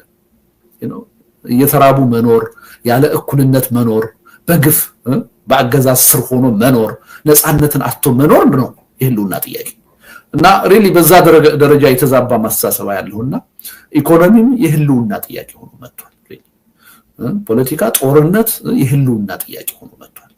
እና በብዙ ፈርጅ ነው አሁን የኢትዮጵያ ህዝብ ህልውናው ጥያቄ ውስጥ የገባው። እና የኢኮኖሚ ጉዳይ ምንም ጥርጥር የለውም። እውነቱን ለመናገር ለህብረተሰብ ለአገር እንደሚያስብ የፖለቲካ ኃይል የኢትዮጵያ የፖለቲካ የኢኮኖሚ ችግር እንዲባባስ ፍላጎት የለንም። ግን እኛ ስላልፈለግን አናስቀረው። አሁን ይሄ መንግስት እየሄደ ባለበት መንገድ የኢኮኖሚው ጉዳይ የበለጠ ይባባሳል። ያ ደግሞ የበለጠ ትግሉን ያጠናክረዋል፣ ያገዛዙን እድሜ ያሳጥረዋል። ምንም ጥርጥር አሁን 30 ብር 40 ብር ልዩነት መጣ በብላክ ማርኬት እና በመንግስት ምንዛሬ ያን ነው እንደ ትልቅ ነገር እንጮሃለን። ምንም ጥርጥር የለውም። አንዳንዶቹ ምንጮች ሲደርቁ ሁኔታዎቹ ጦርነቱ የበለጠ ሲቀጥል የኢትዮጵያ ገንዘብ ወረቀት የሚሆንበት ሁኔታ ይፈጠራል። አንድ ወቅት ዚምባብዌ የነበረችበት ሁኔታ እንገባለን። ምንም ጥርጥር የለውም። ወደዛ ነው ይሄን ያለ ነው። እና ኢኮኖሚው አንዳንዴ እንደ ብሌሲንግ ኢን ዲስጋይስ ሪሊ ትግሉንም የሚያጠናክር ጉዳይ ይዞ እየመጣ ነው። የመንግስትንም ያገዛዙንም እድሜ የሚያሳጥር ሁኔታ ይዞ እየመጣ ነው። እኛ ደግሞ መንግስት አይደለንም፣ ፖሊሲ ልናወጣ አንችልም፣ ልንተገብር አንችልም፣ ይሄን ችግር ልንፈታ አንችልም። ይሄን ሊፈታ ይችል የነበረው መንግስት ነው። መንግስት ግን በተሳሳተ መንገድ የራሱን ህልውና በሚያሳጣ መልኩ ኢኮኖሚውን ብልሽቱን እያወጣው ነው። እና ይሄ ሁኔታ ምንም ጥርጥር የለውም ትልቅ አጀንዳ ነው ማለት ነው። ግን አንዳንዴ ያው መቼስ እንደ ፖለቲካ ኃይል ለበለጠ ትኩረት ቅድሚያ የምንሰጠው የሚለው ነገር ወደ አንዱ አቅጣጫ ሲስበን መታየቱ የሚጠበቅ ይመስለኛል። የሆነ ሰው ትችት ሲያቀርብ ጉምቱ ፖለቲከኛ ነን የሚሉ ያለ የተቸን ነበር አሉ እኔና ጀዋር። እኔን ግን ጉምቱ ፖለቲከኛ ብሎ ሲጠራኝ ማቀው እሱ ሰውዬ ነው። በፊት እኔ ራሴን ጉምቱ ፖለቲከኛ ነኝ ብዬ አላቅም አይባልም እና ብዬም አላቅም። ትናንትና ልደቱ ጉምቱ ፖለቲካ ነው እያለ በየመድረኩ ሲያመሰግነኝ ወይም ሲያደንቀኝ የነበረው ሰውዬ ዛሬ ጉምቱ ፖለቲካ ነን ይላሉ ብሎ ስም ለማጥፋት ሲሞክር ሰምቻለሁ። እና እንዲህ አይነት ሰዎች አንደኛ ለራሳቸው ክብር ያላቸው ሰዎች አይደሉም። እርሳው ለህዝብና ለሀገር ለራሳቸው ክብር ያላቸው ሰዎች አይደሉም። እነዚህ ሰዎች እውነቱ ጠፍቷቸው እንዳልሆነ በደንብ ህብረተሰቡም ጠንቅቆ ያውቃል። ምክንያቱም ትናንት ምን ሲናገሩ እንደነበረ እናውቃለን። ትናንት ምን አቋም እንደነበራቸው እናውቃለን። ዛሬ የት ላይ እንደተገኙ እናውቃለን። ይሄ ያሳሰብ ለውጥ መጥቶ ወይም መሬት ላይ ያለው እውነታ ተቀይሮ እንዳልሆነ ምንም ጥርጥር የለውም። ግልጽ ነገር ነው። ነገሮች እየተባባሱ ከአንድ ቀውስ ወደ ሌላ ቀውስ እየሄዱ ችግራችን የበለጠ እየከበደ መጣ እንጂ እየተፈታ የመጣ ችግር የለም። ማንም ይሄ ችግር ተፈታ ብሎ ምክንያታዊ የሆነ መከራከሪያ አቅርቦ ሊያሳምንህ የሚችል አካል የለም ማንም።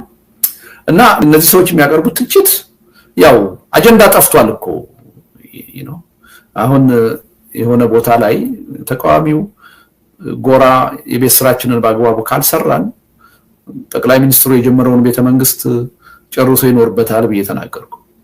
እና ይችን ቤተመንግስቱን ጨርሶ ይኖርባታል የምትለዋን ለብቻዋ ቆርጠው አውጥተው ያሰራጯታል። አይ በቃ አጀንዳ አጥተዋል። ይሄ መንግስት እድሜ ያለው የሚለውን ነገር ራሳቸውን ማሳመን ተቸግረዋል።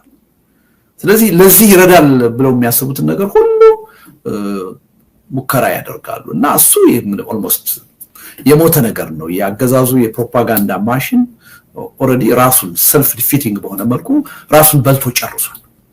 ሁሉንም ነገር ዋሽቶ አሁን እውነት እንኳን ቢናገር መታመን የማይችልበት ደረጃ ደርሷል። እና ሪሊ እኔ ትኩረት አለመስጠት ነው ለነሱ የሚሻለው ዳይ ነው። በነገራችን ላይ አሁን የራሳቸውን ሂሳብ ሰርተው በፍጥነት ወደ ጦርነቱ ለመግባት እየፈለጉ አይመስሉም። ይሄ መፋለም የሚፈልጉት ኃይሎች ጦርነቱን የሚቀር አይመስለኝም። ሁሉም እየተዘጋጁበት ነው። ግን ለኛ የሚጠቅመው ጊዜና ሁኔታ መቼ ነው በሚለው የበሰለ ሁኔታ ላይ የደረሱ አልመሰለኝም። እና ትንሽ የማራዘም አይነት ፍላጎት በግራ በቀኝም ይታያል። እና ይሄ እንደተጠበቀ ሆኖ ይሄ ጦርነት አፍጥጦ እስከመጣ ድረስ ግን ይሄን ጦርነት ለማስቆም ተጨባጭ ሆነ የተግባር እንቅስቃሴ ማድረግ ያለብን ይመስለኛል። ምናልባት ባለፈው ያደረግነው አይነት ትዕይንተ ህዝብን ለመጥራት ልንገደድ እንችላለን ሁኔታዎቹን አይተን።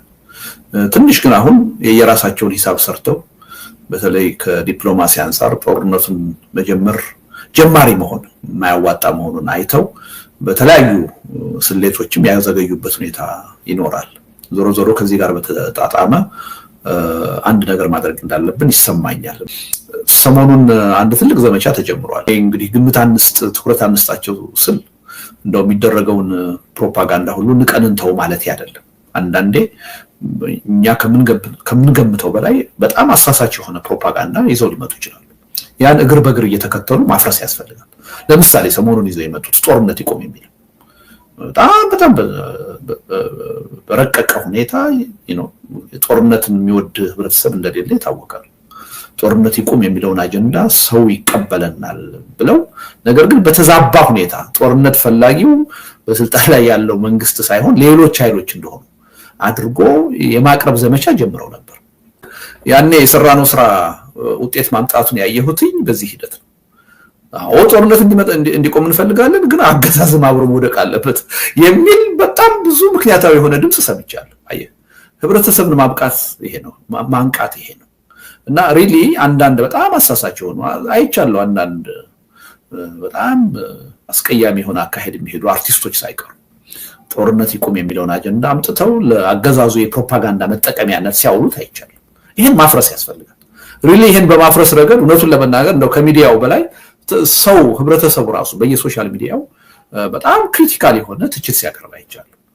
ጦርነት እንዴት ይቆም፣ ጦርነትን ማን ያቆም የሚለውን ጥያቄ በደንብ ክሪቲካሊ ሲያይና አዎ ጦርነት እንዲቆም እንፈልጋለን፣ ጦርነት የሚቆመው ግን አገዛዝነት ሲቆም ነው፣ የግፍ አገዛዝ ሲቆም ነው፣ ሲወገድ ነው የሚለው አጀንዳ በጣም ገዢ ሆኖ የወጣበት ሁኔታ አለ እና ይሄ አጀንዳውን በደንብ መስመር እያስያዙ ህብረተሰቡን አቅጣጫ የማሳየት ሁኔታ ተጠናክሮ መቀጠል ያለበት ነው። በተለይ ይሄ ጦርነት ፈንድቶ እንዳይመጣ ሪሊ ተጨባጭ ስራ መሰራት እንዳለበት ይሰማኛል። ምናልባት በዛ ጉዳይ ላይ ምናልባት አርጀንሲው ያልታየን ቅድም እንዳልኩት ነገሮቹ ትንሽ የመቀዛቀዝ እና ጦርነቱን በፍጥነት የማስነሳት ፍላጎት እንደሌለ ከማየት ሊሆን ይችላል። ነገር ግን ዞሮ አፍጥጦ እየመጣ ስለሆነ ይሄ ጦርነት ለኛ የተሻለው ጊዜና ሁኔታ ተፈጥሯል ሲሉ ብለው ሲያምኑ ይሄን ጦርነት መጀመራቸው ስለማይቀር አንድ ነገር ማሰብ አለብን የሚለው ነገር ሁላችንም መመካከር ያለብን ይመስለኛል። ህብረተሰቡ በትኩረት መከታተል አለበት። የምናዘጋጃቸውን መድረኮች በደንብ መታደም አለበት። ትኩረቱ የሚያስፈልገው ለምንድን ነው? ለምሳሌ በአንዳንድ ጉዳዮች ላይ እኛ ስለጮህን ብቻ እኛ ስለሰራን ብቻ ጥቅም የለውም። ህብረተሰቡ ያን ጉዳይ አምኖበት ግፊት ሲያደርግ ግን የበለጠ ወደ ውጤት የመቀየር እድል ይኖረዋል። ስለዚህ ዋናው ጉልበታችን ዋናው ኃይል ህዝቡ ነው። ከኛ የሚጠበቀው በተቻለ መጠን አጀንዳዎችን እየለየን አቅጣጫ ማሳየት ነው። ወሳኙ ግን ህዝቡ መሆኑን መረዳት መቻል አለበት። አሁን አንዳንዴ ዝም ብሎ ከኛ የመጠበቅ ሁኔታ ያለው እኛ እኮ ከየትም ልናመጣው አንችልም። ጊዜም ጉልበትም ገንዘብም ሐሳብም ከህብረተሰብ ነው የሚገኘው። ህብረተሰቡ ሳይሳተፍ የት ናችሁ ቢለን ጥቅም የለውም። ብዙ ጊዜ ኢትዮጵያ ውስጥ ጥያቄውን ራሱ ነው መጠየቅ ያለበት። እኛ ከፋብሪካ አምርተን ልናመጣው አንችልም። ከህዝብ ነው ሊመጣ የሚችለው። ከህዝብ ደግሞ የሚመጣው በራስ ፍላጎት ነው፣ በተነሳሽነት ነው። ጎትተን አስገድደን ልናመጣው አንችልም። ስለዚህ ግብአቶች ያስፈልጉናል፣ ገንዘብ ያስፈልገናል፣ ጊዜ ያስፈልገናል፣ ዕውቀት፣ ሐሳብ ያስፈልገናል። ይሄም ሁሉ ልናገኝ የምንችለው ከየትም አይደለም፣ ከህብረተሰቡ። ስለዚህ ህብረተሰቡ ውጤት መጠበቁ እንደተጠበቀ ሆኖ ጥሩ ነገር ማየት መፈለጉ ጥንካሬ መጠበቁ እንደተጠበቀ ሆኖ ይሄ ግን እኔ ካላዋጣሁት ከየትም አይመጣም ብሎ ማሰብ አለበት። ስለዚህ ሐሳብን በማዋጣት ገንዘብ በማዋጣት ጊዜ በማዋጣት ይሄን አሁን አመራር የማቋቋም ስራ እየሰራን ነው። መመዘኛዎች የራሳችን መመዘኛዎች አውጥተን ጨርሰናል። እንዴት ነው የአብሮነት ኢትዮጵያ አመራር መሆን የሚችሉ ሰዎች በምን መመዘኛ ነው የሚመጡት የሚለውን ነገር ግን ይሄ መመዘኛም ጥቅም ላይ ሊውል የሚችለው መጀመሪያ አብሬ እሰራለሁ የሚል ሰው መምጣት ሲችል። ስለዚህ እኛ በራችን ክፍት ነው። አስተሳሰባችንን አመለካከታችንን ከተረዳና ከተጋራ ማንኛውም የህብረተሰብ ክፍል ጋር አብረን ለመስራት ዝግጁ ነን። ስለዚህ እኛ እንድንጠናከር ከፈለጋችሁ ተጠናክረን ደግሞ የሚፈልገው ትግል ውጤት እንዲያመጣ ከተፈለገ እኔ ምንድነው ማዋጣው የሚለውን ነገር ለራሳችሁ ጠይቃችሁ መመለስ መቻል አለባችሁ። ዝም በትችት ብቻ የሚመጣ ነገር የለም። ወጣቶች የሉም ይባላል። ወጣቱ መምጣት አለበት። ሲመጣ እኛ ምን ከለክል ከሆነ ማናበረታታ ከሆነ ተጠያቂ መሆን አለብን። ቦታ ማንሰጥ ከሆነ ተጠያቂ መሆን አለብን። ለማበረታታት ፍላጎቱ ኖሮን ቦታ የምንሰጥ ሆኖ ይያል ኑ ይያል የማይመጣ ወጣት ካለ ግን እኔን አይደለም መጠየቅ ያለበት፣ ራሱን ነው መጠየቅ ያለበት። ስለዚህ እንዲህ የጠያቂነት ነገር አለ። ማንን እንደሚጠየቅ ራሱ አንዳንድ ጊዜ ግልጽ አይደለም። አንድ ነገር ስንጠይቅ ማንን ነው የምጠይቀው? ለምንድን ነው የምጠይቀው? ይሄን የመጠየቅስ ሞራል አለኝ ወይ? እኔ ምን ተወጥቻለሁ የሚለውን ነገር ሁላችንም መጠየቅ ያለብን ይመስለኛል። ስለዚህ ብዙ ግብአት እንፈልጋለን። ያ ግብአት ነው ሊያጠናክረን የሚችለው። በእኛ በኩል ከአስተሳሰባችን ከአመለካከታችን ጋር ከሚሄድ ኃይል ጋር ሁሉ ለመስራት ዝግጁ ነን፣ በጣም ዝግጁ ነን። በሆደ ሰፊነት አብረን ለመስራት ፍላጎት አለን። እንደ ስማችን መሆን ነው የምንፈልገው። ስለዚህ ሪሊ በዚህ ረገድ ህብረተሰቡ ከስሜት ባለፈ ከፍላጎት ባለፈ ተጨባጭ ሆነ አስተዋጽኦ ማድረግ አለበት፣ ተሳትፎ ማድረግ አለበት የሚል እምነት አለኝ እና እንገናኛለን፣ እንነጋገራለን። አሁን ከእናቶ ጀዋርም ጋር በቅርብ ጊዜ አንድ መድረክ ለመፍጠር እየተዘጋጀን ነው፣ አብረን እየሰራን ነው እና እውነቱን ለመናገር እኔ በጣም ኢምፕረስድ ሆኛለሁ። የኦሮሞ የፖለቲካ ኤሊቶች ሪሊ በጊዜ የለንም ስሜት ለትብብር ለመስራት ዝግጁ እየሆኑ እያየሁ ነው። እንዲህ አይነት ትብብር ሲፈጠር፣ ተነሳሽነት ሲፈጠር ማመስገን ያለብን ይመስለኛል፣ ማድነቅ ማበረታታት ያለብን ይመስለኛል። አይ ትናንት እንዲህ ብለው ነበር፣ ትናንት እንዲህ አድርገው ነበር፣ ዛሬ ያን አቋም አሻሽለውት እስከመጡ ድረስ ከዛሬ ተነስተን ነው ወደፊት ያለብን። መመዘንም ያለብን ዛሬ በያዙት አቋም ባለፈው አስተሳሰባቸው ማንም አይደለም፣ ራሳቸው ናቸው ተጠያቂ መሆን ያለባቸው። ወደፊትም ይሄን ሐሳባቸውን የሚቀይሩ ከሆነ ማንም አይደለም፣ ራሳቸው ናቸው ተጠያቂ የሚሆኑት። ዛሬ ላይ ያለውን ሁኔታ ለዛሬ በሚመጥን መልኩ መጠቀም ያለብን ሁላችንም ነን እና ሪሊ ተባብረን እየሰራን ነው፣ ተግባብተን እየሰራን ነው። የአማራ ኃይሎችም ጥሩ ተነሳሽነት እያየን ነው። እዚህ ረገድ በጣም ድክመት እያየን ያለነው አሁን በትግራይ ወንድሞቻችን አካባቢ ነው። በትግራይ ወንድሞቻችን አካባቢ ምናልባት የተፈጠረው መከፋፈልም የፈጠረው የሞራል ችግርም ያለ ይመስለኛል። በዚህ ረገድ የጎላ ትብብር እያየን አይደለም። ይሄ ትክክል አይደለም። ከዛም በላይ የደቡብ ኃይሎች፣ አፋር፣ የሶማሌ ኃይሎች ሬዲ በጣም ጥሩ ተነሳሽነት እያየን ነው። አብሮ ለመስራት በጣም ከመቼውም ጊዜ በላይ እኔ ደጋግሜ ይሄን ነገር መናገር ፈልጋለሁ። እኔ ከነበረኝ ግምት ፍራስትሬሽን በጣም በራቀ ሁኔታ ጥሩ ነገር እያየን ነው እና ይሄን የበለጠ ማጠናከር ወደ በጎ ነገር መግፋት ያስፈልጋል። ነገር ግን ይሄን ስብስብ የሚፈሩ ኃይሎች አሉ። ስለዚህ ያለፈ ቁርሾ እያነሱ እርስ በርሳችን በጥርጣሬ እንድንጋጭ የሚፈልጉ ኃይሎች አሉ። ይሄን በብቃት ማፍረስ አለብን። ያለፈው ነገር አልፏል። አልተማርንበትም አይደለም፣ አንረሳው፣ ተምረንበታል አይደለም። ወደፊት እንዳይደገም እንፈልጋለን።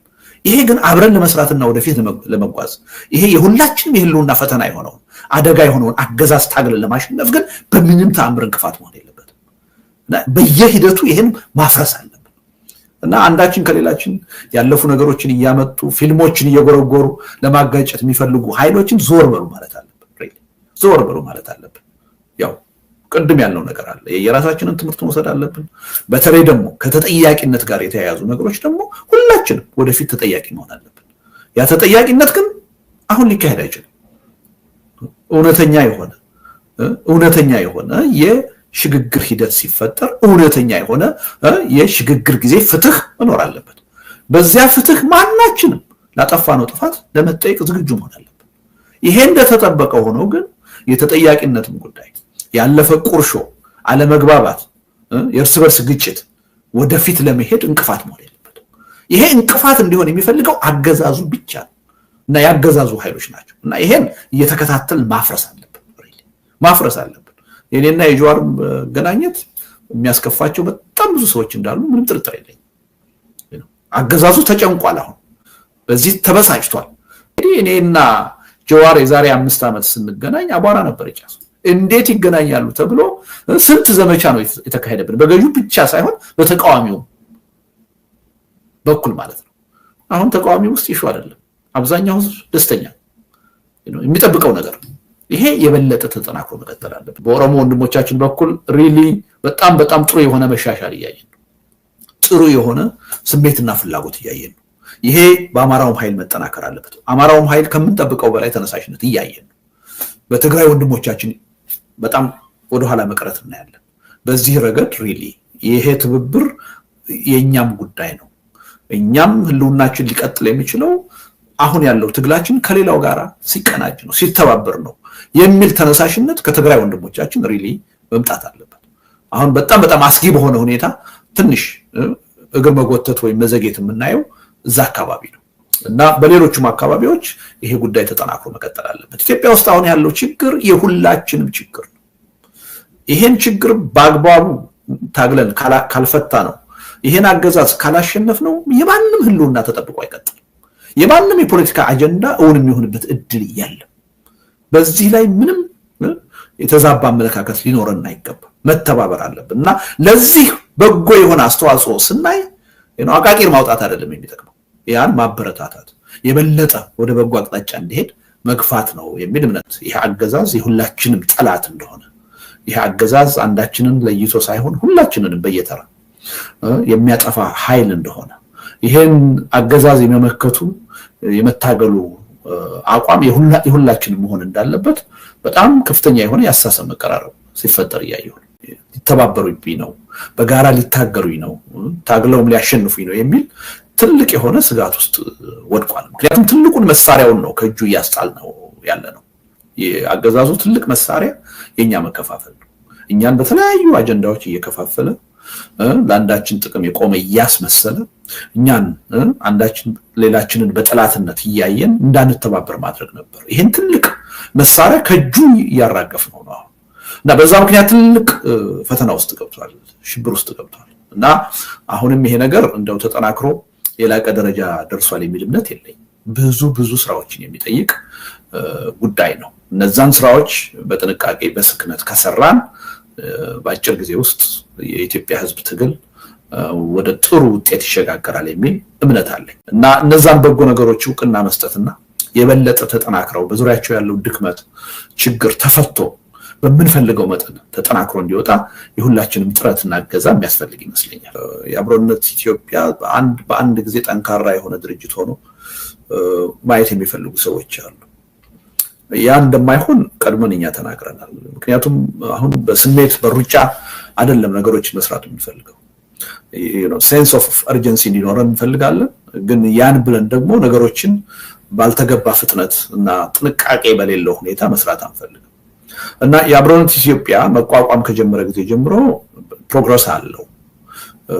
ግን ያ ሰዎች በፈለጉት ፍጥነት ላይሆን ይችላል እና ምንድነው እያደረግን ያለነው? አሁን አንድ ቋሚ አመራር እንዲኖረን እየሰራን ነው።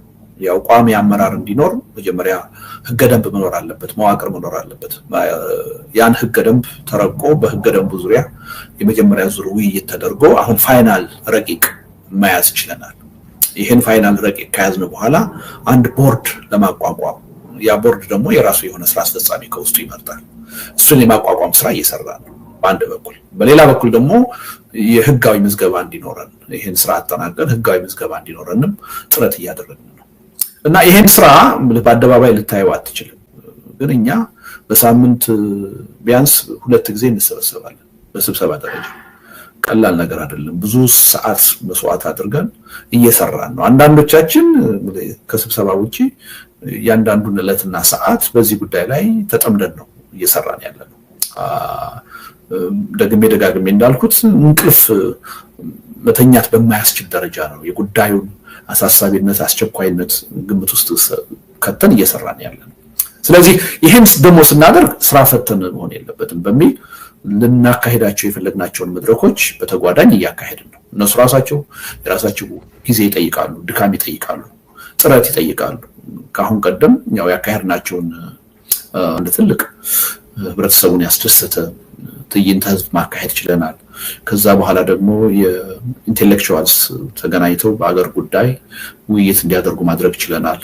አሁን በመገናኛ ብዙሃን ዙሪያ የሚሰሩ ኃይሎች ነገ ተገናኝተው ተመሳሳይ ውይይት እንዲያደርጉ እየተዘጋጀን ነው። ከዛ ቀጥሎ ደግሞ ሲቪክ ማህበራት በተመሳሳይ አጀንዳ የሚነጋገሩበት መድረክ ይኖራል እና በአንድ በኩል ውስጣዊ ሁኔታችንን አጠናክረን ለመውጣት ስራ እየሰራን ነው። በሌላ በኩል ደግሞ እንዲሁ በውስጥ ጉዳያችን ብቻ ጊዜውን ላለማጥፋት በተጓዳኝ መስራት የሚገባቸውን ስራዎች እየሰራን ነው።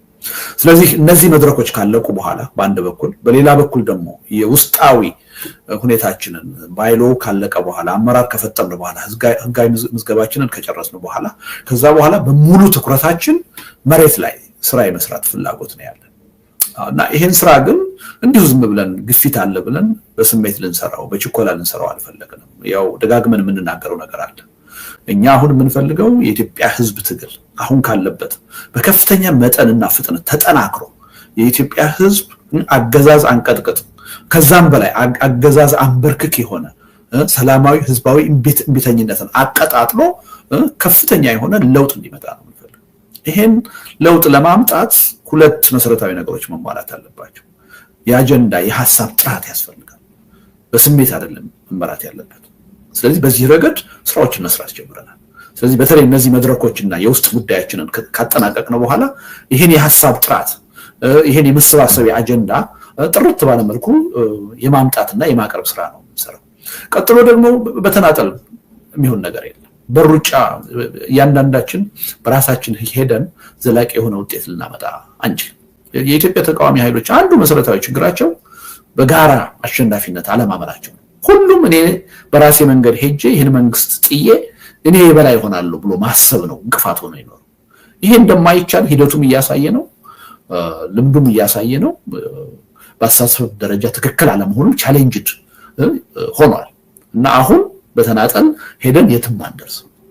ለማሸነፍም ካሸነፍን በኋላ ውጤቱ ዘላቂ እንዲሆንም ከተፈለገ ይሄ ትግል በትብብር በህብረት መመራት አለበት፣ በድርጅት መመራት አለበት የሚለው አስተሳሰብ ተቀባይነት እያገኘ ነው። ስለዚህ በእነዚህ ሁለት ጉዳዮች ምክንያት ምናልባት ህብረተሰቡ በሚፈልገው ፍጥነት በአንድ ጊዜ ጎልተን ላንወጣ እንችላለን። ይሄ ግን ከጥንቃቄ አንጻር እንደሆነ የሚሰሩ ስራዎችን በማያዳግም ሁኔታ ያለፉ ስህተቶቻችንን ችግሮቻችንን በማይደግም ሁኔታ የመስራት ፍላጎት ከመኖር መሆኑን ታሳቢ እንዲያደርገው እንፈልጋለን እና እኛ ስራ እየሰራን ነው፣ አልቦዘንም ማለት ነው። የአብሮነት ኢትዮጵያ የመገናኛ ብዙሃንን ሚና በጣም በጣም ከፍተኛ ትኩረት ነው የሚሰጠው። እኛ አሁን ባለን ግምገማ ቅድም እንዳልኩት ተቃዋሚዎች ካለፈው ስህተታቸው ድክመታቸው በመማር ወደ ጥሩ አቅጣጫ እየመጡ ነው። አብዛኛዎቹ የአደባባይ ምሁራንም ወደዛ አቅጣጫ እየመጡ ነው። ሲቪክ ማህበራትም በመንጠብቀው መልኩ ባይሆን እንቅስቃሴ ማድረግ ጅማሮ ላይ እንዳሉ እያየን ነው። ይሄ ሁሉ አካል የፈለገውን ያህል ወደ ትብብር ቢመጣ የመገናኛ ብዙሃን በተመሳሳይ ሁኔታ ይሄ ትግሉን የሚደግፉ መገናኛ ብዙሃን ማለት ነው በተመሳሳይ ሁኔታ ተባብረው ተቀናጅተው ተናበው የማይሰሩ ከሆነ የትም ብዙ ርቀት ትግሉ መሄድ የሚችል አይመስለኝም እና የማይተካ ሚና ነው ያላቸው።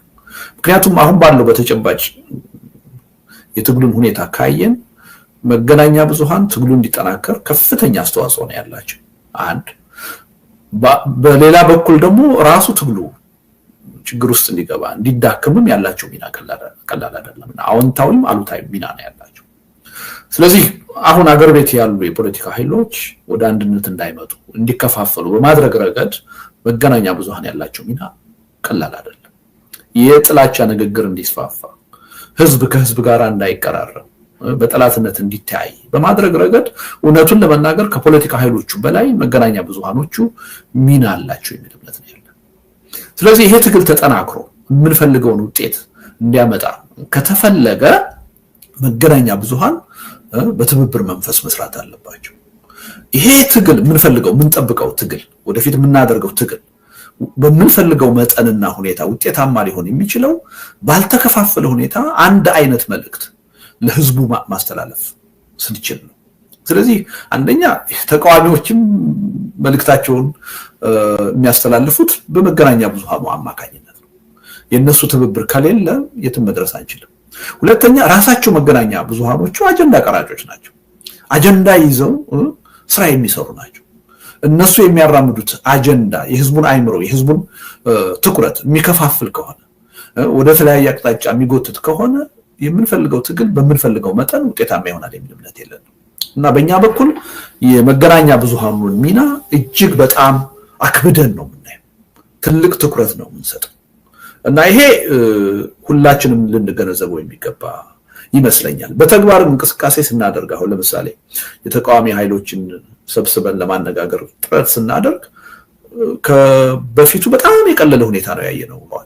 እነዛን 15 የፖለቲካ ፓርቲ መሪዎች የፖለቲካ ሰዎች ወደዚህ መድረክ ለማምጣት ጥረት ስናደርግ በጣም ከምንፈልገው በላይ ከምንጠብቀው በላይ ቀሎ ነው ያገኘነው። ለምንድን ነው የቀለለው? ቅድም ያልኳቸው ሁኔታዎች የፈጠሩት እውነታ ነው። በተናጠል ትግል የትም አንደርስም። ችግሩ ሁላችንንም በየተራ እየበላን ነው። መተባበር ካልቻልን ሁላችንም እንጠፋለን የሚል አስተሳሰብ እያደገ ስለመጣ ነው። ምሁራኑም አካባቢ አሰባስበን ውይይት ለማድረግ ባለፈው ጥረት ስናደርግ ከባድ ችግር አልገጠመንም። እውነቱን ለመናገር ሁሉም በትብብር ለመስራት ለመሳተፍ ፍላጎት ነው ሲያሳይ ያየነው። ሚዲያዎቹ አካባቢ ያለው በፊትም የምንጠብቀው ነው፣ አሁንም በጣም አስቸጋሪ ሆኖ ነው ያገኘነው። ብዙ ችግሮች አሉ። ተባብሮ የመስራት ተገናኝቶ የመስራት ችግሮች አሉ እና በዚህ ረገድ ሁሉም ሰው ትኩረት ሰጥቶ መስራት አለበት የሚል እምነት አለን። ራሱ ሚዲያው ትኩረት ሰጥቶ መስራት አለበት። ልዩነቶች የሉም አይደለም፣ ልዩነቶች መንጸባረቅ የለባቸውም ማለት አይደለም፣ መንጸባረቅ አለባቸው። ሁላችንም ልዩነቶች አሉ።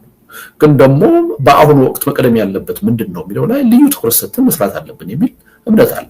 ልክ ተቃዋሚዎቹ ሰሞኑን እኔና አቶ ጀዋር አንድ ሚዲያ ላይ ቀርበን ነበር።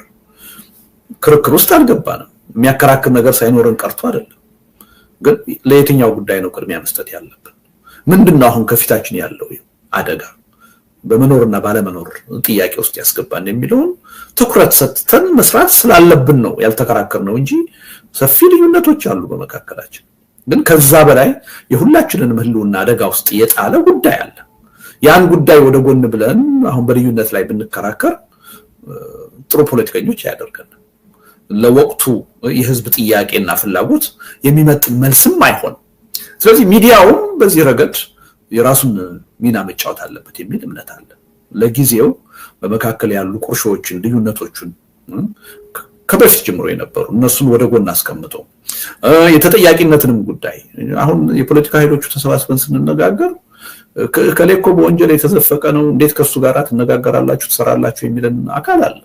እውነቱን ለመናገር ኢትዮጵያ ውስጥ ብዙ ኃይል ተነካክቷል፣ በብዙ ችግር ተነካክቷል።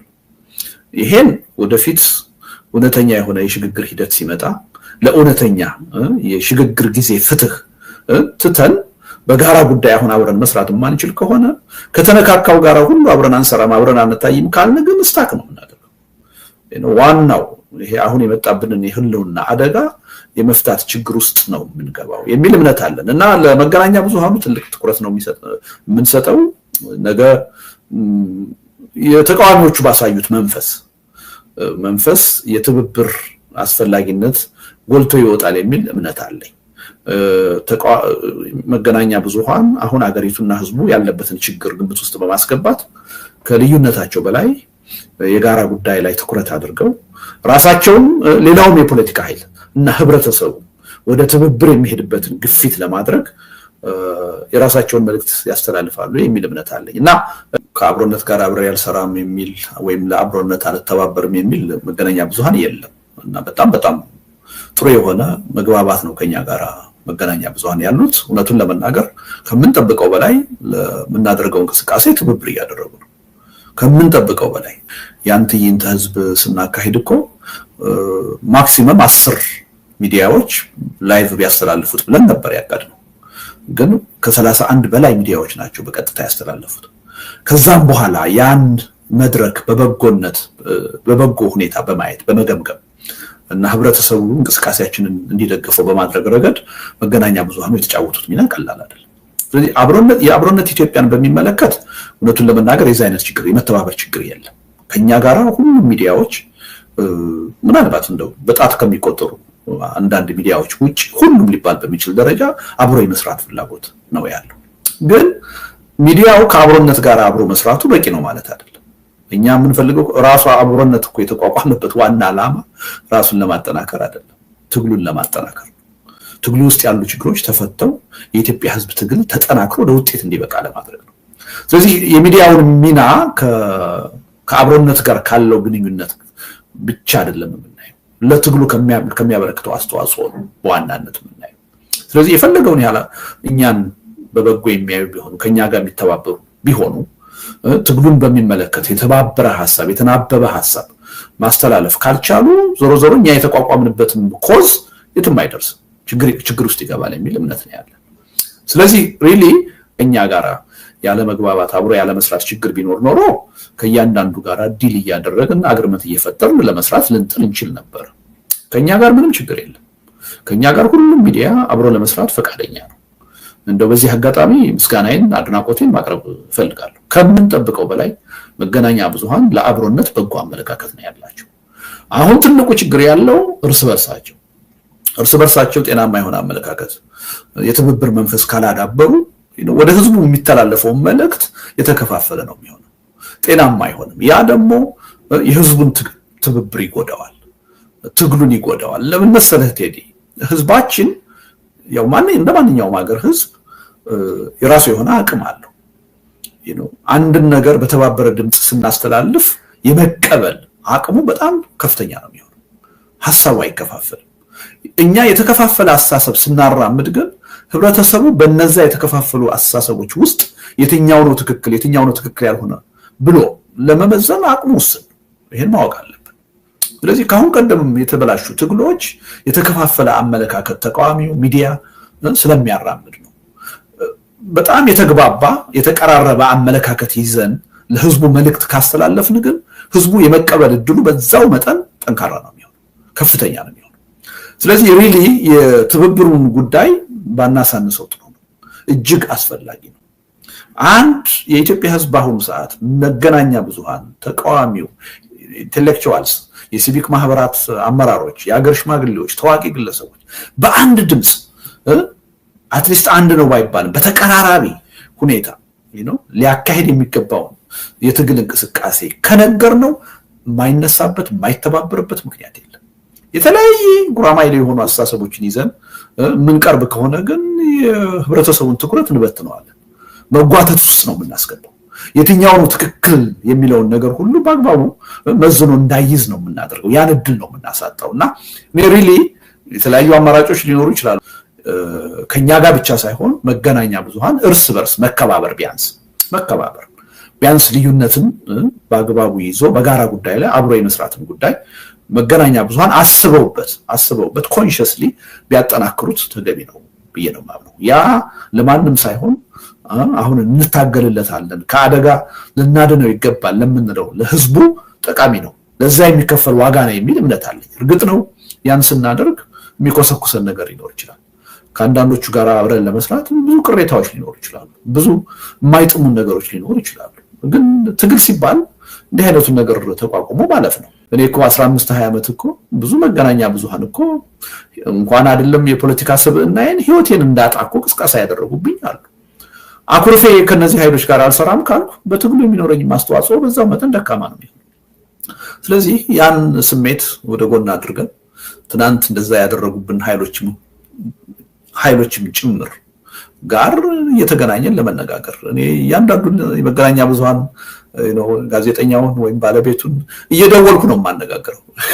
ትናንት ለኔ ጥሩ አመለካከት ያልነበረውን ቅስቀሳ ያደረገብኝን ያወገዘኝን ብቻ አይደለም በጣም ጤናማ ያልሆነ በጣም ብዙ ነገር ያደረጉብኝን ሁሉ እንደ ግል ጉዳይ እየደወልኩ ለማግባባት ነው ጥረት ማድረገው።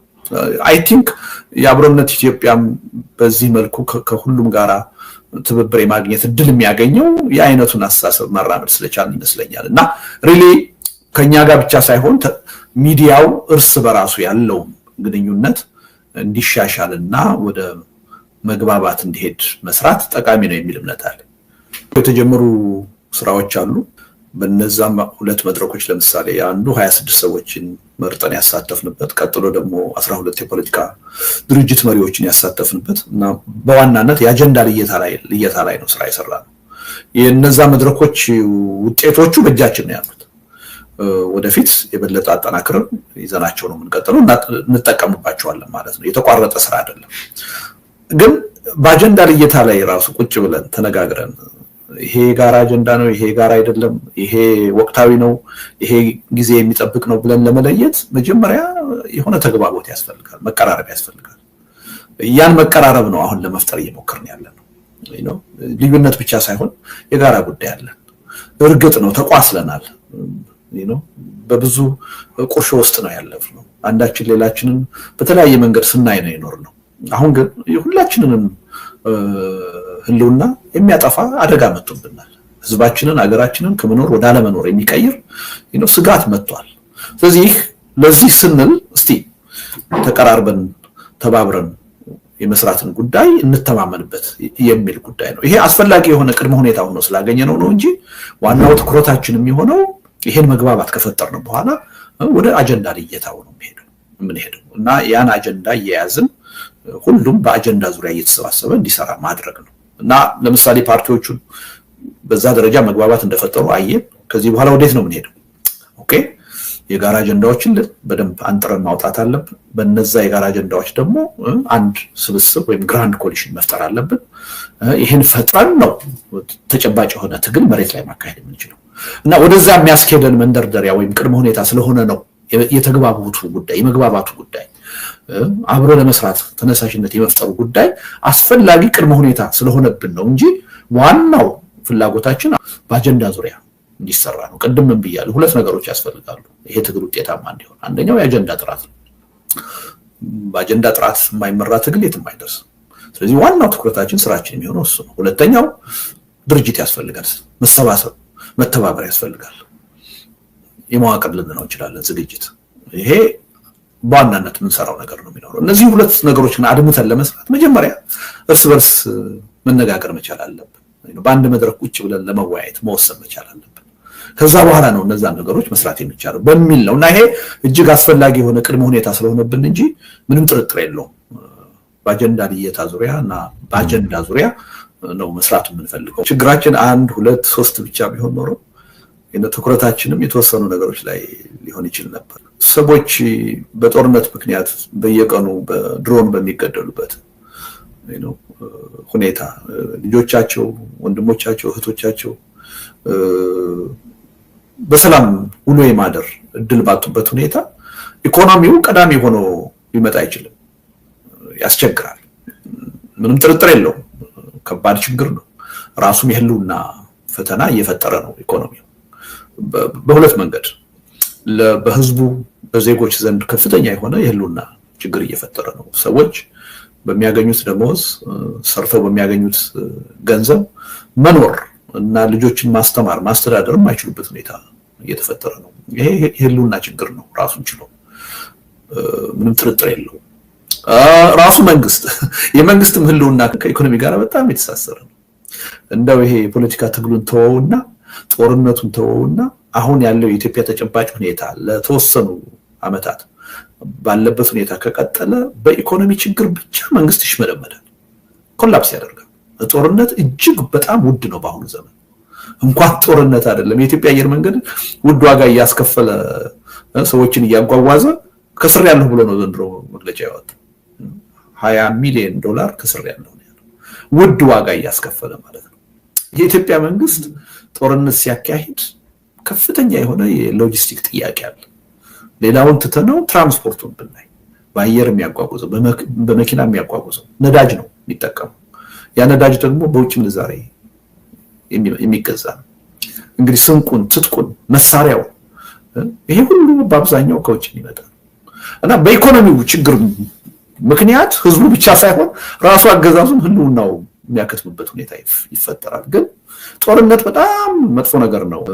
አንዳንድ ጊዜ በረሃብ መሰቃየት፣ መሞት የተወሰነ ጊዜ ሊሰጥ ይችላል። ከአካባቢህም ከተለያየ ማህበራዊ ትስስሩም ቀላል አይደለም። ተረዳድቶ ተጋግዞ ሰው ሊሰነብት ይችላል። ጦርነት በጣም ከባድ ነገር ነው። የሰላም እጦት በጣም ከባድ ነገር ነው። ጦርነት ሳይኖር ሰላም አግኝቼ እየተራብኩ ልኑር፣ እየተቸገርኩ ልኑር ብለህ ልትል ትችላለህ። እና ትልቁ ችግር በጣም የገዘፈ የፖለቲካ ቀውስ አለ፣ ጦርነት አለ ኢትዮጵያ ውስጥ እና ብዙዎቹን መሰረታዊ ችግሮች አጥልቶባቸዋል፣ ትኩረት እንዳንሰጣቸው አድርጓል። እና ኢኮኖሚውም እየተዘነጋ ያለው ከሱ የባሰ ሌላ ችግር ስላለ ይመስለኛል። አሁን ትልቁ ችግር ሄዶ ያለው ምንድነው?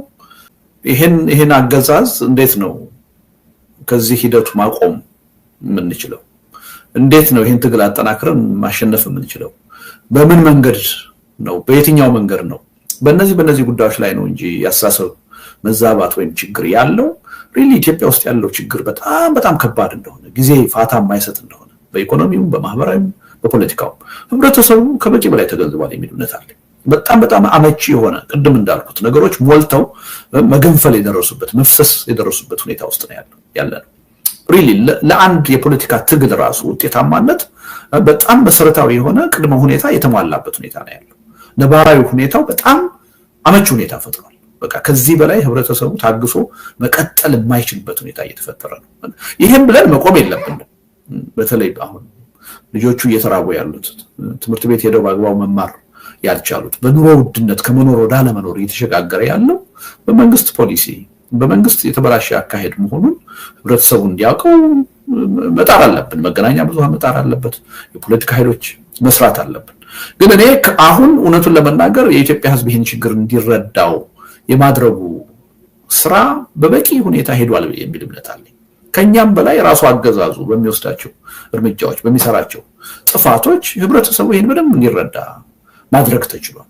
ዋናው ርብርብ ዋናው ከዚህ እንዴት እንገላገል፣ ከዚህ እንዴት እንውጣ፣ ይሄን ከመኖር ወደ አለመኖር እያሸጋገረን ያለ አገዛዝ እንዴት ነው ታግለን ማሸነፍ ያለብን የሚለው ቀዳሚ መሆን አለበት የሚል እምነት አለኝ። ቀዳሚ ነው ብለን ግን ሌሎች ተጓዳኝ ችግሮችን ለዚህ ጉዳይ ግብአት የሚሆኑ ጉዳዮችን መርሳት አለብን የሚል እምነት የለኝም። የኢኮኖሚ ጉዳይ አንድ ትልቅ ጥያቄ ሆኖ በደንብ ሊሰራበት የሚገባ ነው ባይ ነኝ። በነገራችን ላይ ብዙ ጊዜ ግራ የሚገባቸው ሰዎች አሉ። ህልውና ጉዳይ ስንል ህልውናን የሚያዩት በህይወት የመኖርና ያለመኖር ጉዳይ ብቻ አድርገው ነው።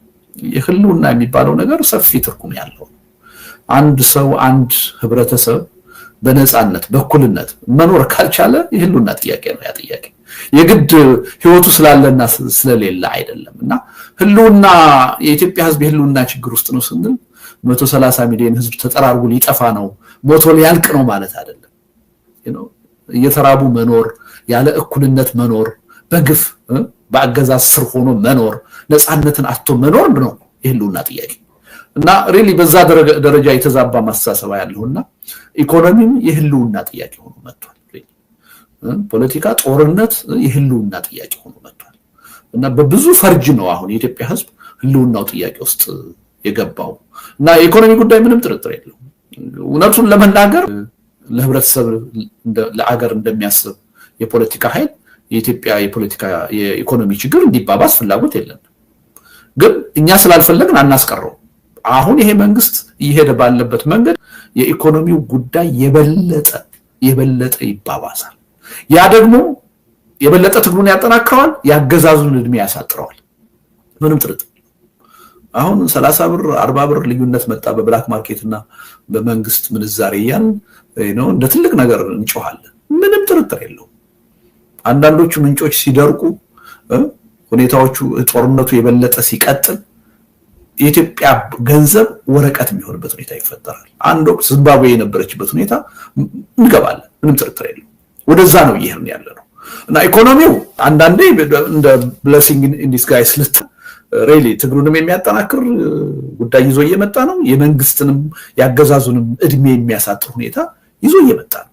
እኛ ደግሞ መንግስት አይደለንም፣ ፖሊሲ ልናወጣ አንችልም፣ ልንተገብር አንችልም፣ ይሄን ችግር ልንፈታ አንችልም። ይሄን ሊፈታ ይችል የነበረው መንግስት ግን በተሳሳተ መንገድ የራሱን ህልውና በሚያሳጣ መልኩ ኢኮኖሚውን ብልሽሽቱን እያወጣው ነው እና ይሄ ሁኔታ ምንም ጥርጥር የለውም ትልቅ አጀንዳ ነው ማለት ነው። ግን አንዳንዴ ያው መቼስ እንደ ፖለቲካ ኃይል ለበለጠ ትኩረት ቅድሚያ የምንሰጠው የሚለው ነገር ወደ አንዱ አቅጣጫ ሲስበን መታየቱ የሚጠበቅ ይመስለኛል።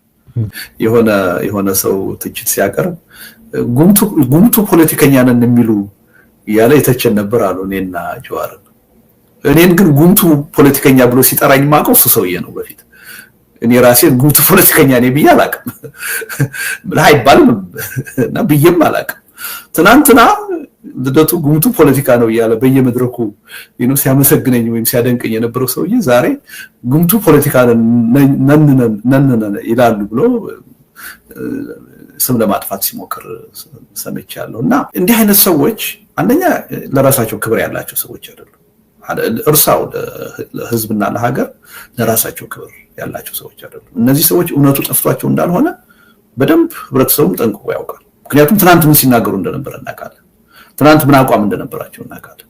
ዛሬ የት ላይ እንደተገኙ እናውቃለን። ይሄ ያሳሰብ ለውጥ መጥቶ ወይም መሬት ላይ ያለው እውነታ ተቀይሮ እንዳልሆነ ምንም ጥርጥር የለውም። ግልጽ ነገር ነው። ነገሮች እየተባባሱ ከአንድ ቀውስ ወደ ሌላ ቀውስ እየሄዱ ችግራችን የበለጠ እየከበደ መጣ እንጂ እየተፈታ የመጣ ችግር የለም። ማንም ይሄ ችግር ተፈታ ብሎ ምክንያታዊ የሆነ መከራከሪያ አቅርቦ ሊያሳምንህ የሚችል አካል የለም ማንም። እና እነዚህ ሰዎች የሚያቀርቡት ትችት ያው አጀንዳ ጠፍቷል እኮ አሁን የሆነ ቦታ ላይ ተቃዋሚው ጎራ የቤት ስራችንን በአግባቡ ካልሰራን ጠቅላይ ሚኒስትሩ የጀመረውን ቤተመንግስት ጨርሶ ይኖርበታል ብዬ ተናገርኩ። እና ይችን ቤተመንግስቱን ጨርሶ ይኖርባታል የምትለዋን ለብቻዋ ቆርጠው አውጥተው ያሰራጯታል።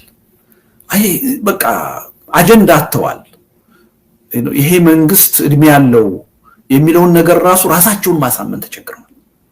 ስለዚህ ለዚህ ይረዳል ብለው የሚያስቡትን ነገር ሁሉ ሙከራ ያደርጋሉ እና እሱ ኦልሞስት የሞተ ነገር ነው። ያገዛዙ የፕሮፓጋንዳ ማሽን ኦሬዲ ራሱን ሰልፍ ዲፊቲንግ በሆነ መልኩ ራሱን በልቶ ጨርሷል። ሁሉንም ነገር ዋሽቶ አሁን እውነት እንኳን ቢናገር መታመን የማይችልበት ደረጃ ደርሷል እና ሪሊ እኔ ትኩረት አለመስጠት ነው ለነሱ የሚሻለው ዳይ ነው። በነገራችን ላይ አሁን የራሳቸውን ሂሳብ ሰርተው በፍጥነት ወደ ጦርነቱ ለመግባት እየፈለጉ አይመስሉም። ይሄ መፋለም የሚፈልጉት ኃይሎች ጦርነቱን የሚቀር አይመስለኝም። ሁሉም እየተዘጋጁበት ነው።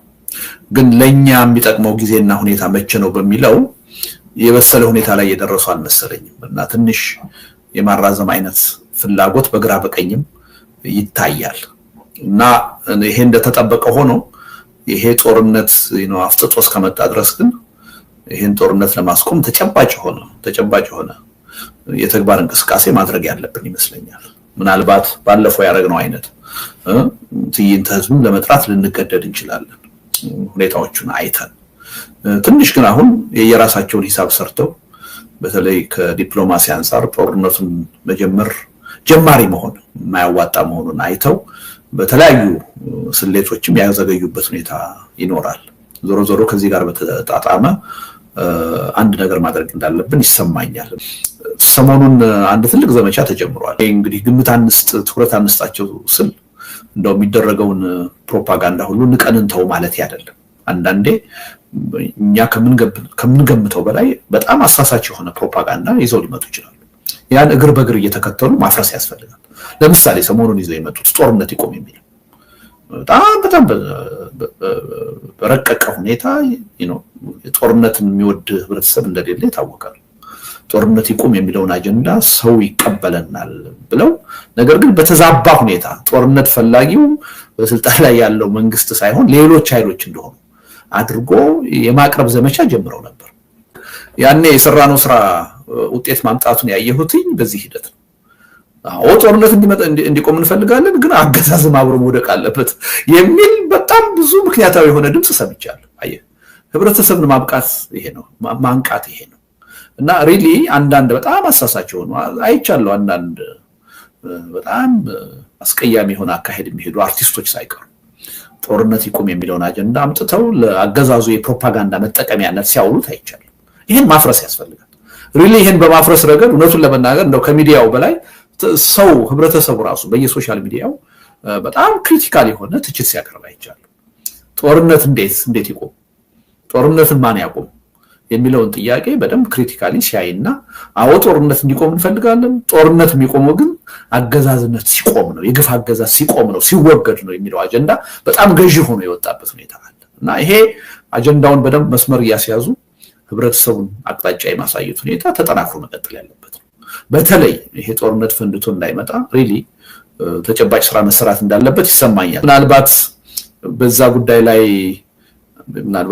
አርጀንሲው ያልታየን ቅድም እንዳልኩት ነገሮቹ ትንሽ የመቀዛቀዝ እና ጦርነቱን በፍጥነት የማስነሳት ፍላጎት እንደሌለ ከማየት ሊሆን ይችላል። ነገር ግን ዞሮ አፍጥጦ እየመጣ ስለሆነ ይሄ ጦርነት ለኛ የተሻለው ጊዜና ሁኔታ ተፈጥሯል ብለው ሲያምኑ ይሄን ጦርነት መጀመራቸው ስለማይቀር አንድ ነገር ማሰብ አለብን የሚለው ነገር ሁላችንም መመካከር ያለብን ይመስለኛል። ህብረተሰቡ በትኩረት መከታተል አለበት። የምናዘጋጃቸውን መድረኮች በደንብ መታደም አለበት። ትኩረቱ የሚያስፈልገው ለምንድን ነው? ለምሳሌ በአንዳንድ ጉዳዮች ላይ እኛ ስለጮህን ብቻ እኛ ስለሰራን ብቻ ጥቅም የለውም። ህብረተሰቡ ያን ጉዳይ አምኖበት ግፊት ሲያደርግ ግን የበለጠ ወደ ውጤት የመቀየር እድል ይኖረዋል። ስለዚህ ዋናው ጉልበታችን ዋናው ኃይል ህዝቡ ነው። ከኛ የሚጠበቀው በተቻለ መጠን አጀንዳዎችን እየለየን አቅጣጫ ማሳየት ነው። ወሳኙ ግን ህዝቡ መሆኑን መረዳት መቻል አለበት። አሁን አንዳንዴ ዝም ብሎ ከኛ የመጠበቅ ሁኔታ ያለው እኛ እኮ ከየትም ልናመጣው አንችልም። ጊዜም ጉልበትም ገንዘብም ሐሳብም ከህብረተሰብ ነው የሚገኘው። ህብረተሰቡ ሳይሳተፍ የት ናችሁ ቢለን ጥቅም የለውም። ብዙ ጊዜ ኢትዮጵያ ውስጥ ጥያቄውን ራሱ ነው መጠየቅ ያለበት። እኛ ከፋብሪካ አምርተን ልናመጣው አንችልም። ከህዝብ ነው ሊመጣ የሚችለው። ከህዝብ ደግሞ የሚመጣው በራስ ፍላጎት ነው፣ በተነሳሽነት ነው። ጎትተን አስገድደን ልናመጣው አንችልም። ስለዚህ ግብአቶች ያስፈልጉናል፣ ገንዘብ ያስፈልገናል፣ ጊዜ ያስፈልገናል፣ ዕውቀት ሐሳብ ያስፈልገናል። ይሄን ሁሉ ልናገኝ የምንችለው ከየትም አይደለም፣ ከህብረተሰቡ።